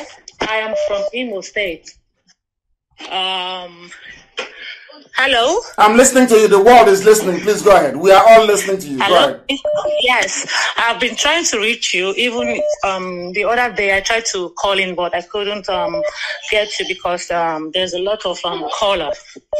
I'm calling today just to make a point on what the prophetess said. I listened very carefully to what she said. First of all, sorry to take you back. I live in France, in Pau. So I am a singer-songwriter. I sing in a church, and I see a lot of people who call themselves prophetess here. And most of these people, they are Yorubas and all that. What she said, she might be correct on her own part, but I want to clarify something. There is nothing like prophetess, even in my Bible. Are you serious? Yes. But how about this very part in Exodus, where it says, and Miriam prophesied, and Miriam prophesied. Is that a different translation? Is it a translation, or is it called translation? That's a different translation. Miriam prophesies, like you can prophesy to yourself what you want. Like you can prophesy, I want this, I want this. That's not a prophetess thing. Miriam prophesies. It's a different translation. Now, this woman that have come to say these things, all we want is Biafra. We want Biafra to come. We don't want restructuring or one Nigeria. These things she saw is at the past. I will put it on her that she might have seen something from the devil, because devil also give visions. Devil give bad visions to people of God. Yes. Devil does that because if it's from God, truly, God will send it to people, someone like you, who is a freedom fighter. God will send that same vision to the Nigerian government, who are the bad people. God will send that vision to someone, or maybe to Aisha Buhari, so that he will open their eyes and see if he will tell them that this is what I want, this is what should have been, this is what they have seen it, my dear sister. They have seen the vision. They have seen that vision is division. The vision they are seeing is division. And that's what they're running from. That's why they don't want restructuring either. They don't want anything to tamper with the zoo. They are seeing the vision, and that vision is division. Go ahead, please. Exactly, sir. So that woman, to me, I think is wrong. What she saw was not the correct thing. What she should be seeing now, that's why I made the comment, she should go back and pray and ask God to show her correctly what she saw, because that is not the real thing. What she should be seeing now is Biafran freedom and how Nigeria is going to be destroyed. Because God is at the edge, that because God he has turned back on Nigeria already. Because I see it also in my visions also. I see things about Nigeria, which I can't come on, I don't want to be saying it, but I know that that is not the right thing from God. So we shouldn't listen to that woman, because some people are like that. I'm sorry to say, I'm not castigating her. Some people are like that. They all use charms and juju to do all this prophetess thing, and, just to get money from people, to prophesy to you, they'll tell you this, you become this. That is all a lie. Thank you, sir.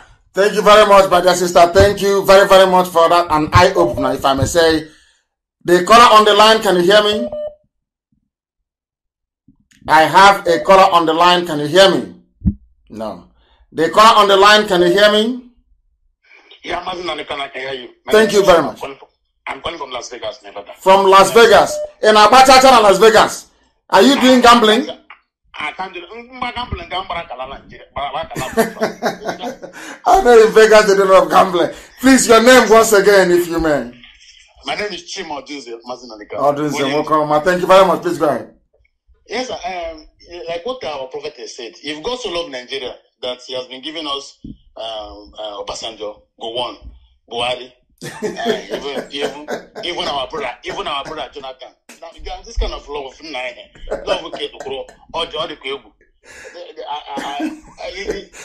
guys are making me laugh, honestly. This Biafra we are fighting for, two major type of people are most threatened.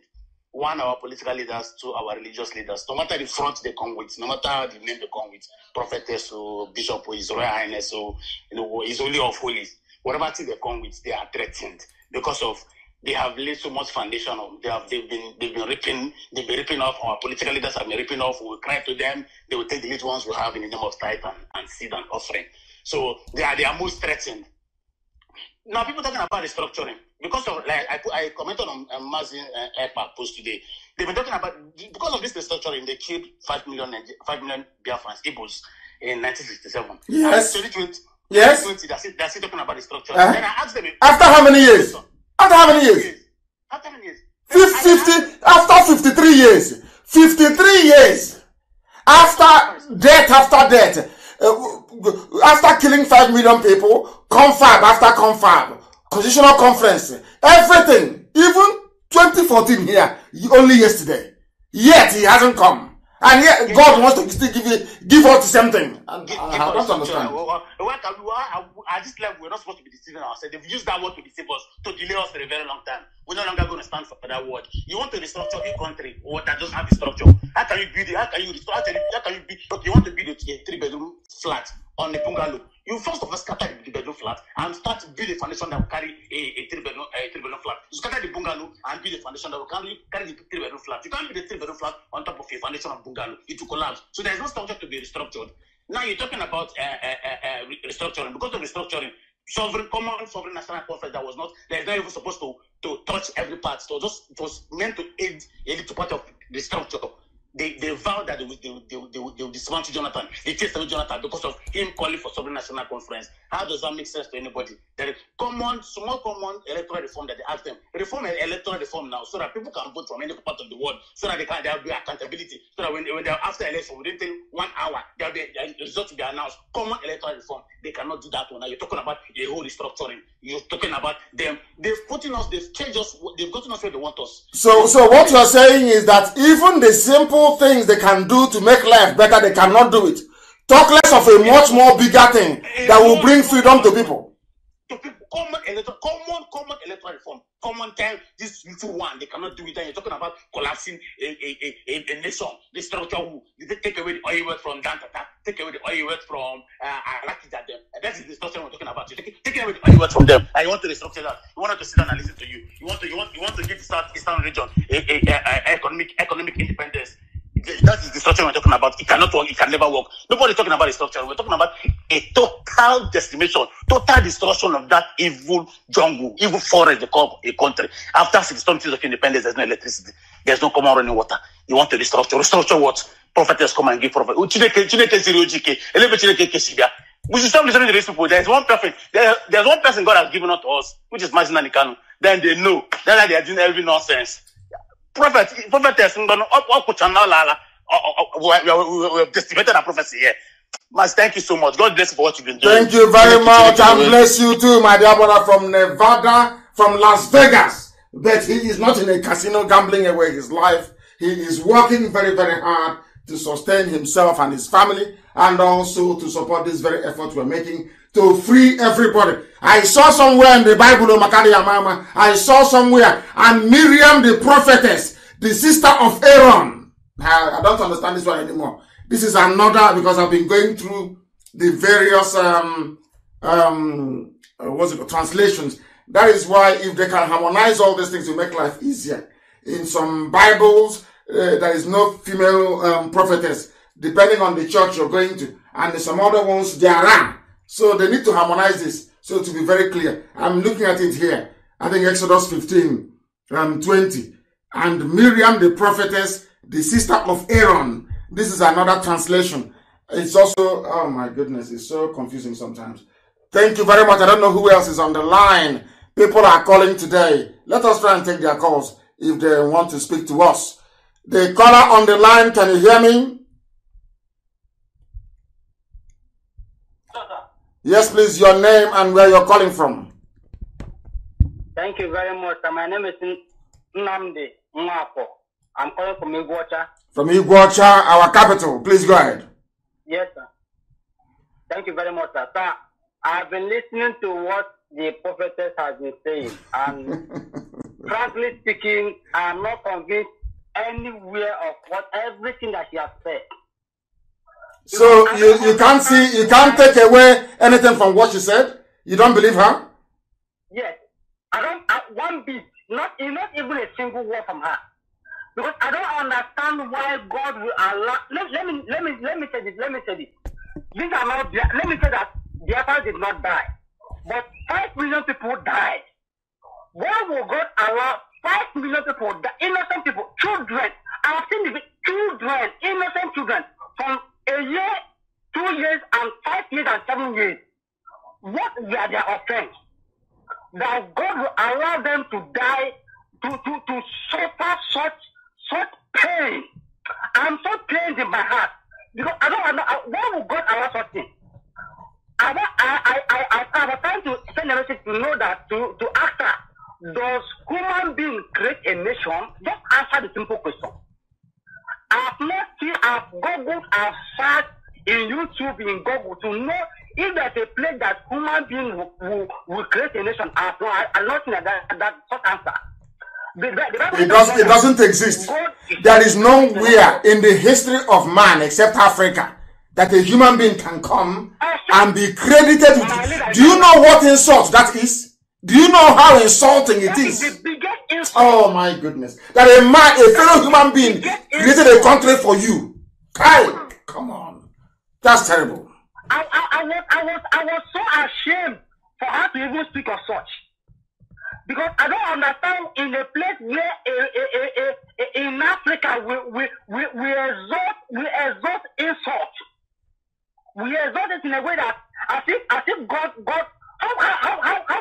how can I be bearing a name that a prostitute, a concubine, not even a wife, but a concubine of a murderer will give me, and I can never accept it. I can never ever accept it.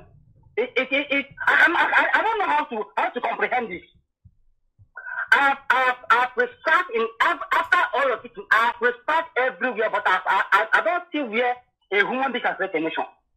Now he's telling us that we should allow the God to our God, not my own God, not Elohim, to take care of every other saboteur.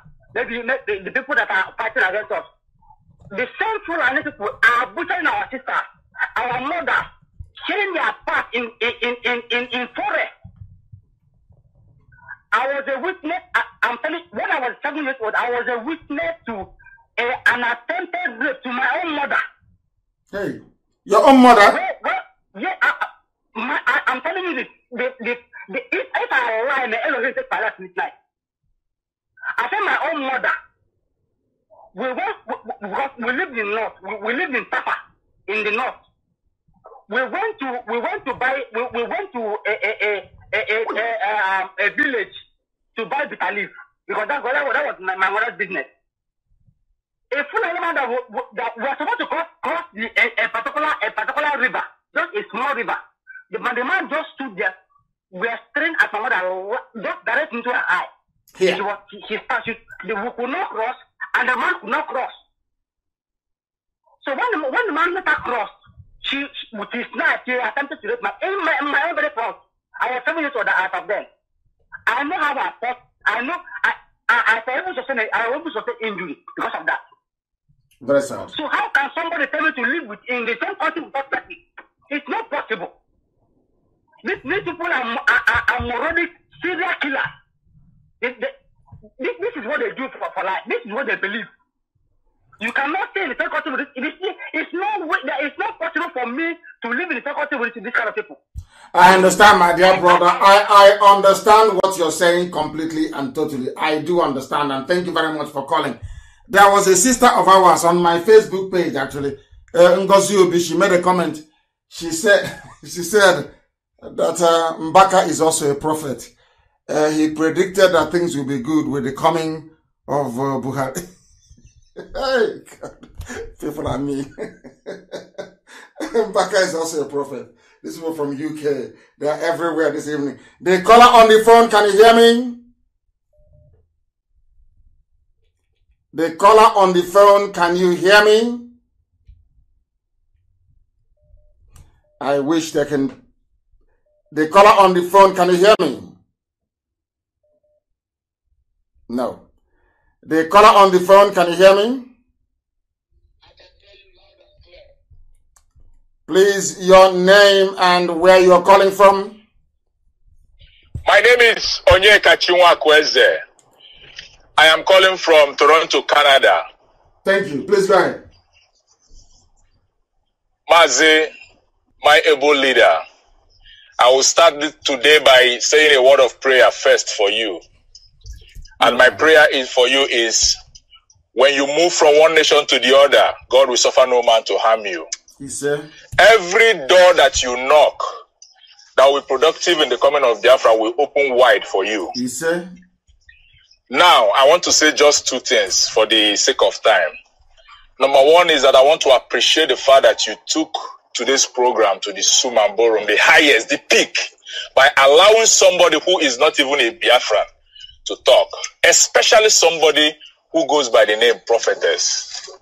It goes a long way to demonstrate the fact that we in IPOB are very democratic in nature and we welcome opinions, especially when they are very constructive. Of course.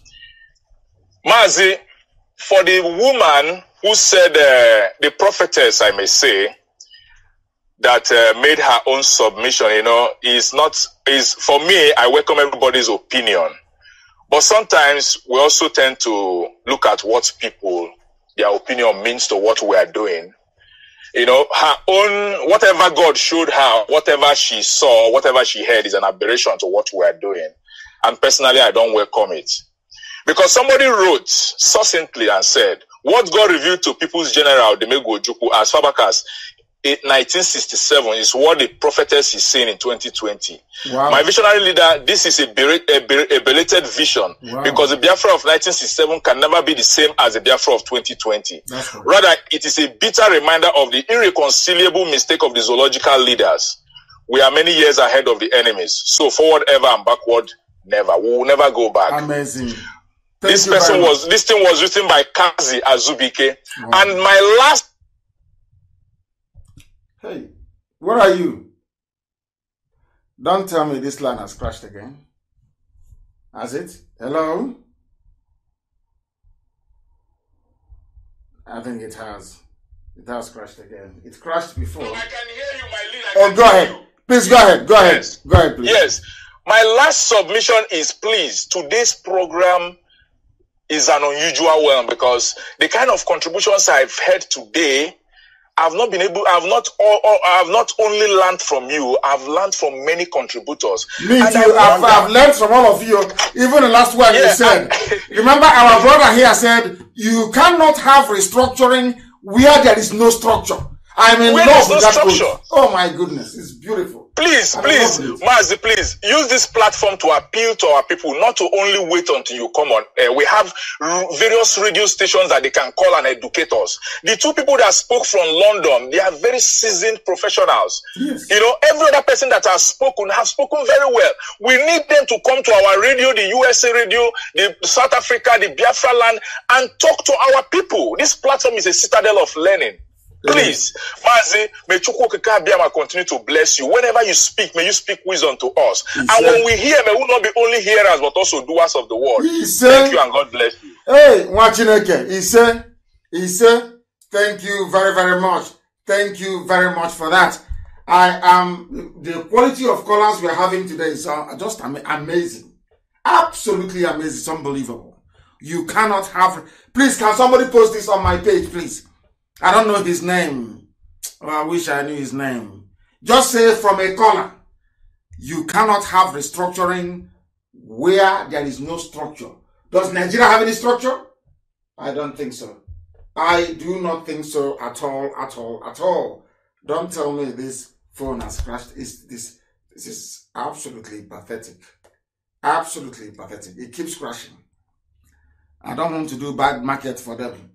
For iPhone, but they're not doing very well. The caller on the phone, can you hear me? Yes, sir. Mazi, good evening, sir. Good evening to you. Your name and where you're calling from? I am Prince Samuel Ernest. I'm calling from Dakar, Senegal. Your name is Onyechukwu, not your Igbo name. I don't want to hear that again. All these English names to make me sick. Your name is Onyechukwu. Please go ahead. Sir, please, I want to thank you for all the privilege that you have given both Biafrans and non-Biafrans. But my very opinion to what the so-called prophetess said is that I don't want to hear such a thing again. If God sent her a message like she planned, or God revealed something to her, why don't she go straight to the Yoruba kingdom and to the Asorok, to the presidency or whoever that is in Asorok there? Why don't she reveal the same thing to them? Why don't she talk to them? Must it be you? And must it be now that we are ahead of things, that we are about to liberate, that she will wake up to utter such an utterances?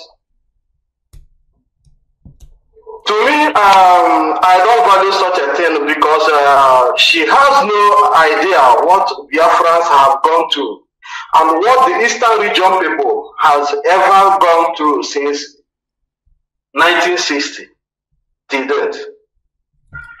Now, the so-called, the same God that she claimed she had from, I want to know, does this God suck blood? No. Does this same God support the killing and the humiliation of human beings? The one he told us that he created in his own image.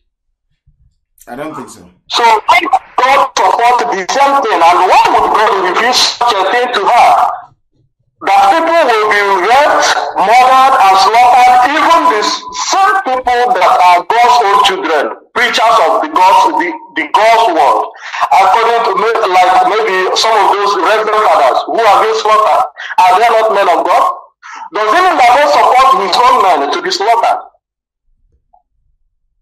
I know. I wonder why some people behave and reason abnormal. If she's paid to come and say such a thing to deceive us. We are more than ahead of our own thing, our own thoughts. I wouldn't think so. I wouldn't go that far. And thank you very much, my dear, but I wouldn't go that far to say she was paid. No, she's just giving her opinion, which we respect, but respectfully also disagree with. The caller on the line, can you hear me? Yes, sir. Good evening. Good evening to you. Your name, please, and where you're calling from, if you may. My name is Emeka Nwafo. I'm calling from Gothenburg, Sweden. Gothenburg, Sweden. Please go ahead. I have two things to say to you, sir. Please say it. We don't like to mention about the woman that spoke on the platform today because everybody has his or her own opinion. And we don't like people to give her more attention because if you know in spirit and if you see in spirit, you know that everything have come to conclusion about Biafra. This is her own opinion, and everybody, if you understand, as Bible made us to understand, everybody is a small God. God speaks to everyone. So that shouldn't be a topic. If you listen to what I was commenting on when you were speaking to her, I mentioned something. I said, you want to get me angry by, but all of a sudden I said, anyway, we are practicing democracy. That's all. Yeah, democracy, you must listen to people, even those you disagree with. You must listen. You must learn to listen to those you disagree with. That is the essence of democracy. Of course. Yes. Of course, sir. So I am saying all these things to tell you, sir, that we are praying and we are what we are educating our people is the most important thing, because our people don't research. They believe on what people do, but they don't research, because every time you come on air and you say something, I go to my table, I research and say, yes, what you are saying is right. So, and I speak to my people. Don't ever believe anything that someone is telling you. Try to do your own research and come up with facts and figures. That is whom we are. So, as you are educating us and giving us all these facts, it's awakening the spirit of Biafrans. Those that don't want to know are now going into researching. So I am praying for you, sir, that God should give you more strength to carry on this struggle, because I know that you have a lot to do. Because when you liberate us, you liberate the soul of the Biafra. Not just that we got the freedom, no. But when you liberate our soul by reasoning like a Biafran, you have done a great job. So please, sir, continue doing what you are doing. God will be with you, sir. He said, thank you very much for that. Thank you very, very much. Let us see, maybe take one or two more calls and we call it a day. The caller on the line, can you hear me? No, it is not paying attention. Not paying attention. Can you hear me? The caller on the phone, can you hear me? Yes, I can hear you. Yes, please. Go ahead, your name and where you're calling from. It's Choka calling from Sweden. From Sweden, please go ahead. Yes. And Director, what I want to chip in, because every time people are talking about we should not discuss religion, like what the prophetess said. When she was saying it, I was so angry. I will tell you the truth. I was like, these people, I have never seen anybody that came to, because all the people that have been prophesied, can I say, or given a vision or dream they had concerning Biafra, have never said such a thing. According to what you answered her, you told her that the mouth of people is the mouth of God. And so many people have prophesied for Biafra and freedom of Biafra. She's the only one that, even from that Yoruba part, they have many prophets or many pastors or many reverends. They have said such a thing, that only what they are seeing is bloodshed and after division, and everybody will be on his or her own. And everybody will have his or her own freedom. She's the only one that I have seen that came out saying that she saw. But what I'm asking myself when she was saying all this is, have this woman ever been in the northern part of Nigeria? Because if this woman has been in the northern part of Nigeria, even before this whole scenario that is happening now, coming down to the east, you will see that our people that are living there, every minute of their life, every day of their life, they are living in fear. When I went there, for 1 year I sat there, I was like asking myself, why are you people comfortable where you are living in fear? Now, that same fear that they are living in the north is the one that they have pushed down and moved down to the south. And even when you from here went down home, you will be living in fear, even in your house. You'll be afraid in the night what will happen. Because it's happening now. Even in my own village where I'm coming from.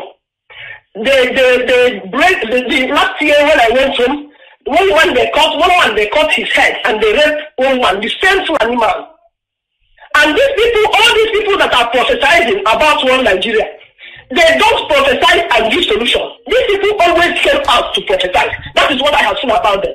They always see the problem, no solution. But I know one thing in the Bible. Even Jeremiah, even Isaiah, they prophesied doom that this is what is coming to the people of Israelites. That if they don't repent, that is the solution. Repent and seek the face of God, and this will happen, and everything will be normal. But all these prophets that are going about, when we say don't talk about Christianity, don't talk about religion, we will talk about it. The day you talk about Christianity, because you have stopped talking about this for a long time, even before, I think after the detention, when you came out, you never said something about religion. And I need you to emphasize about it, because our people are now using religion to do people. Because as far as I'm concerned, this one is not Chukwu Kadiama.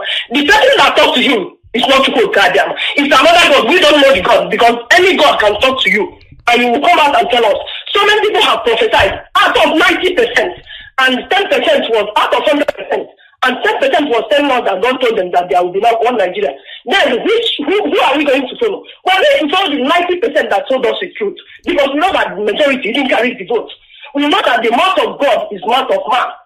So for me, we will be talking about religion, telling them that all these prophets of doom coming out from everywhere, saying whatever they want. We know that what we always save us in that country is freedom, and nothing but freedom for every nation under that country. Thank you. Thank you very much. Once again, I have learned something else from you, my dear sister. All our callers this evening are just superb. What she said is very simple. So if our dear prophetess is telling us from New York, is telling us that she saw a vision where God said, don't divide Nigeria. How about all the other multitude of prophets that have been saying to us that God said Nigeria has already been divided? So who do we follow? Who do we follow? Let us take this very call. The caller on the phone, can you hear me?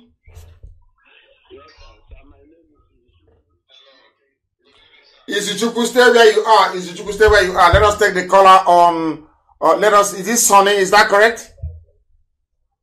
It's Ibama Samson Madabuchukwu. Please go ahead. Where are you calling from? I'm calling from Senegal. Please go ahead. I'm from Amandoba. Amandoba, beautiful place. Wonderful people. Go ahead, please. I'm calling about the prophecy of the woman, of the lady. Hey, according to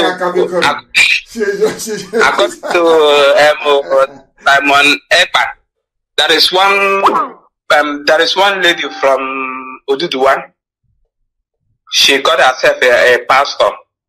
She's in support of disintegration of Nigeria. Let Biafra go, let Fulani go, and let the Middle Belt go. And she said, whoever that supports one Nigeria, he or she is a demon. Did somebody say that? Did a prophet say that? Yes. Yes, a pastor. Oh, okay. She called herself a pastor.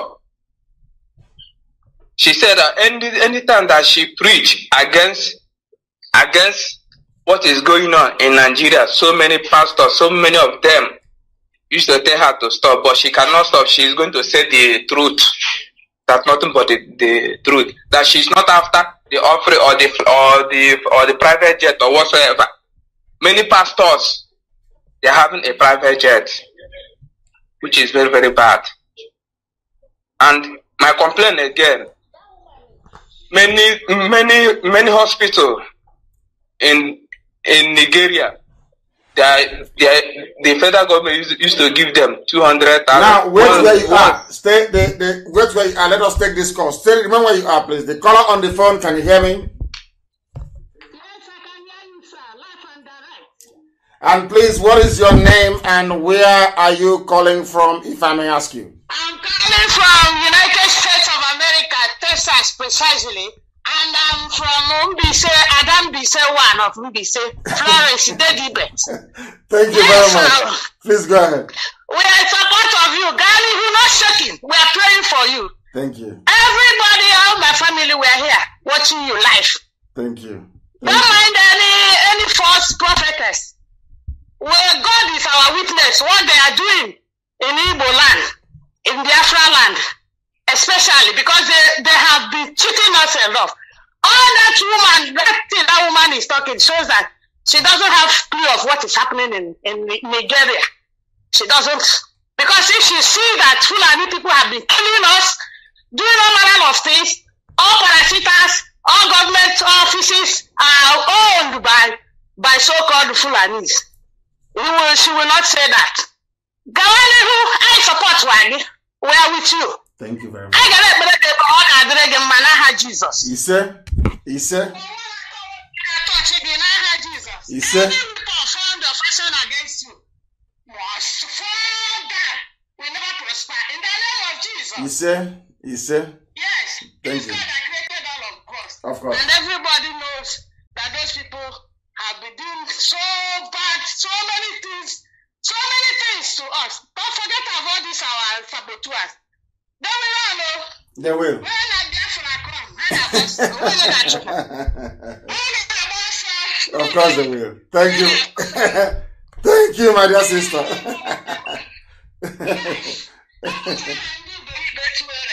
Respect my food. Don't mind them. Thank you. Support what their own hand is used. Ego na-enweshi n'ọdụ. Anya gbabuchichakwa ha. He said, thank you very much, dear sister. Oh my goodness. Hey! Oh my goodness, these people are too hot. Even those in America, those in everywhere in the UK, everywhere so hot. In Australia, that's who we are. Formidable and unstoppable. We have respect for divergent views, but we are set on accomplishing this very mission that Chukwuka Abiyama said this very generation must accomplish. And that is why we are unstoppable. Unstoppable. Our march is relentless. And freedom is the ultimate goal. It doesn't matter what the devil does. It doesn't matter what darkness does. It doesn't matter what gossipers do. In fact, I welcome it and I love it. When I go into social media and I see IPOB everywhere, hey! I'm so happy. Because every publicity is good publicity. Very, very important. And that is why we have preached this very gospel this evening. To remind everybody that the zoo is unsalvageable because, as our brother said, you cannot have restructuring when there is no structure. Another one said, what Ojukwu saw 53 years ago, a vision Ojukwu saw 53 years ago, people are not just seeing it now.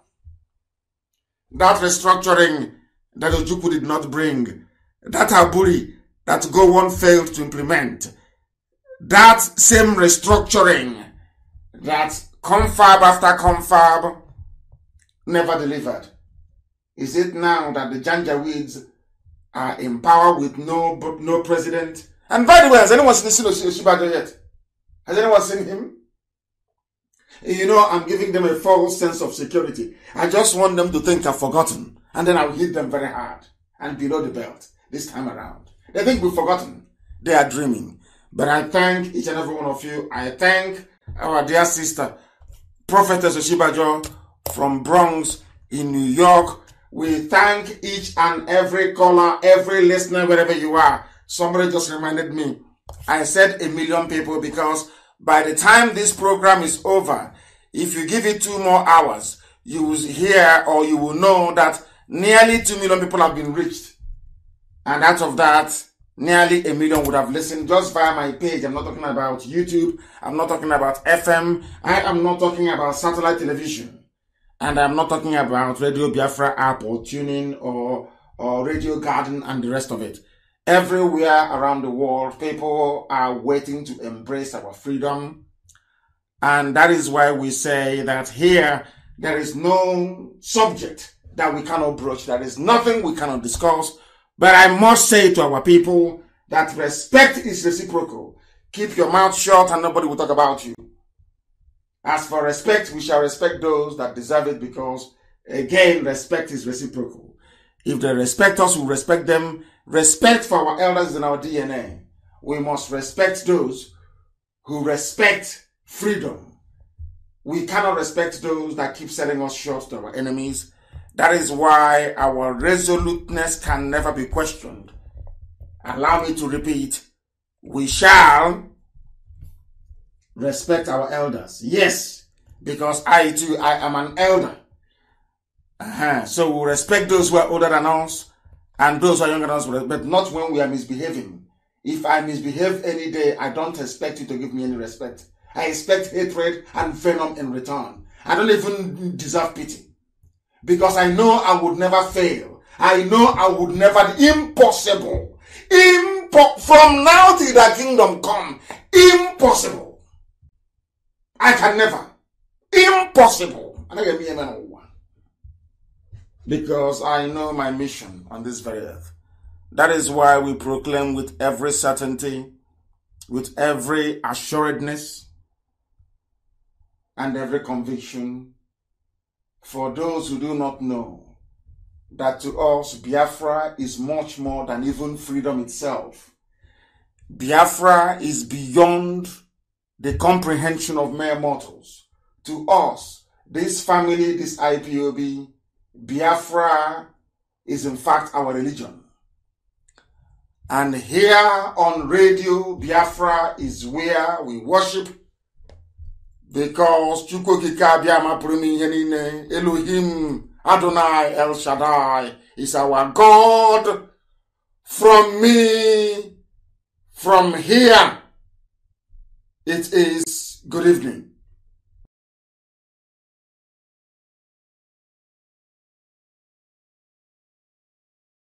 Another Savior, holy, holy, holy, holy,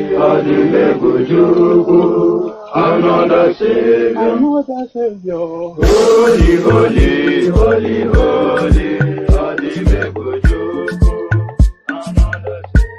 Well, this is Mobien.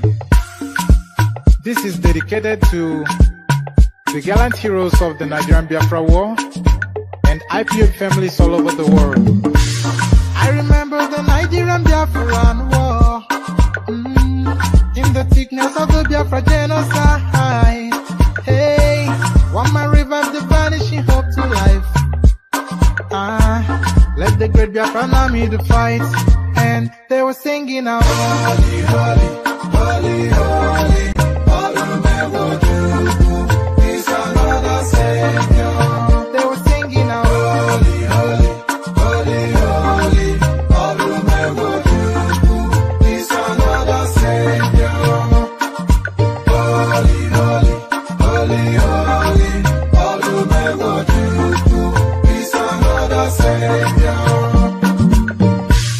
Many years after the genocide, whoa, yet another great leader has risen up now. Oh, and he's leading the Biafrans to victory. Inyamadika yabika kwa namno wao. Hey, anamekele mazuche mefo. Mwanemo, it's an honor having you on board. When I'm singing along, holy, holy, holy, holy, Nnamdi Kanu is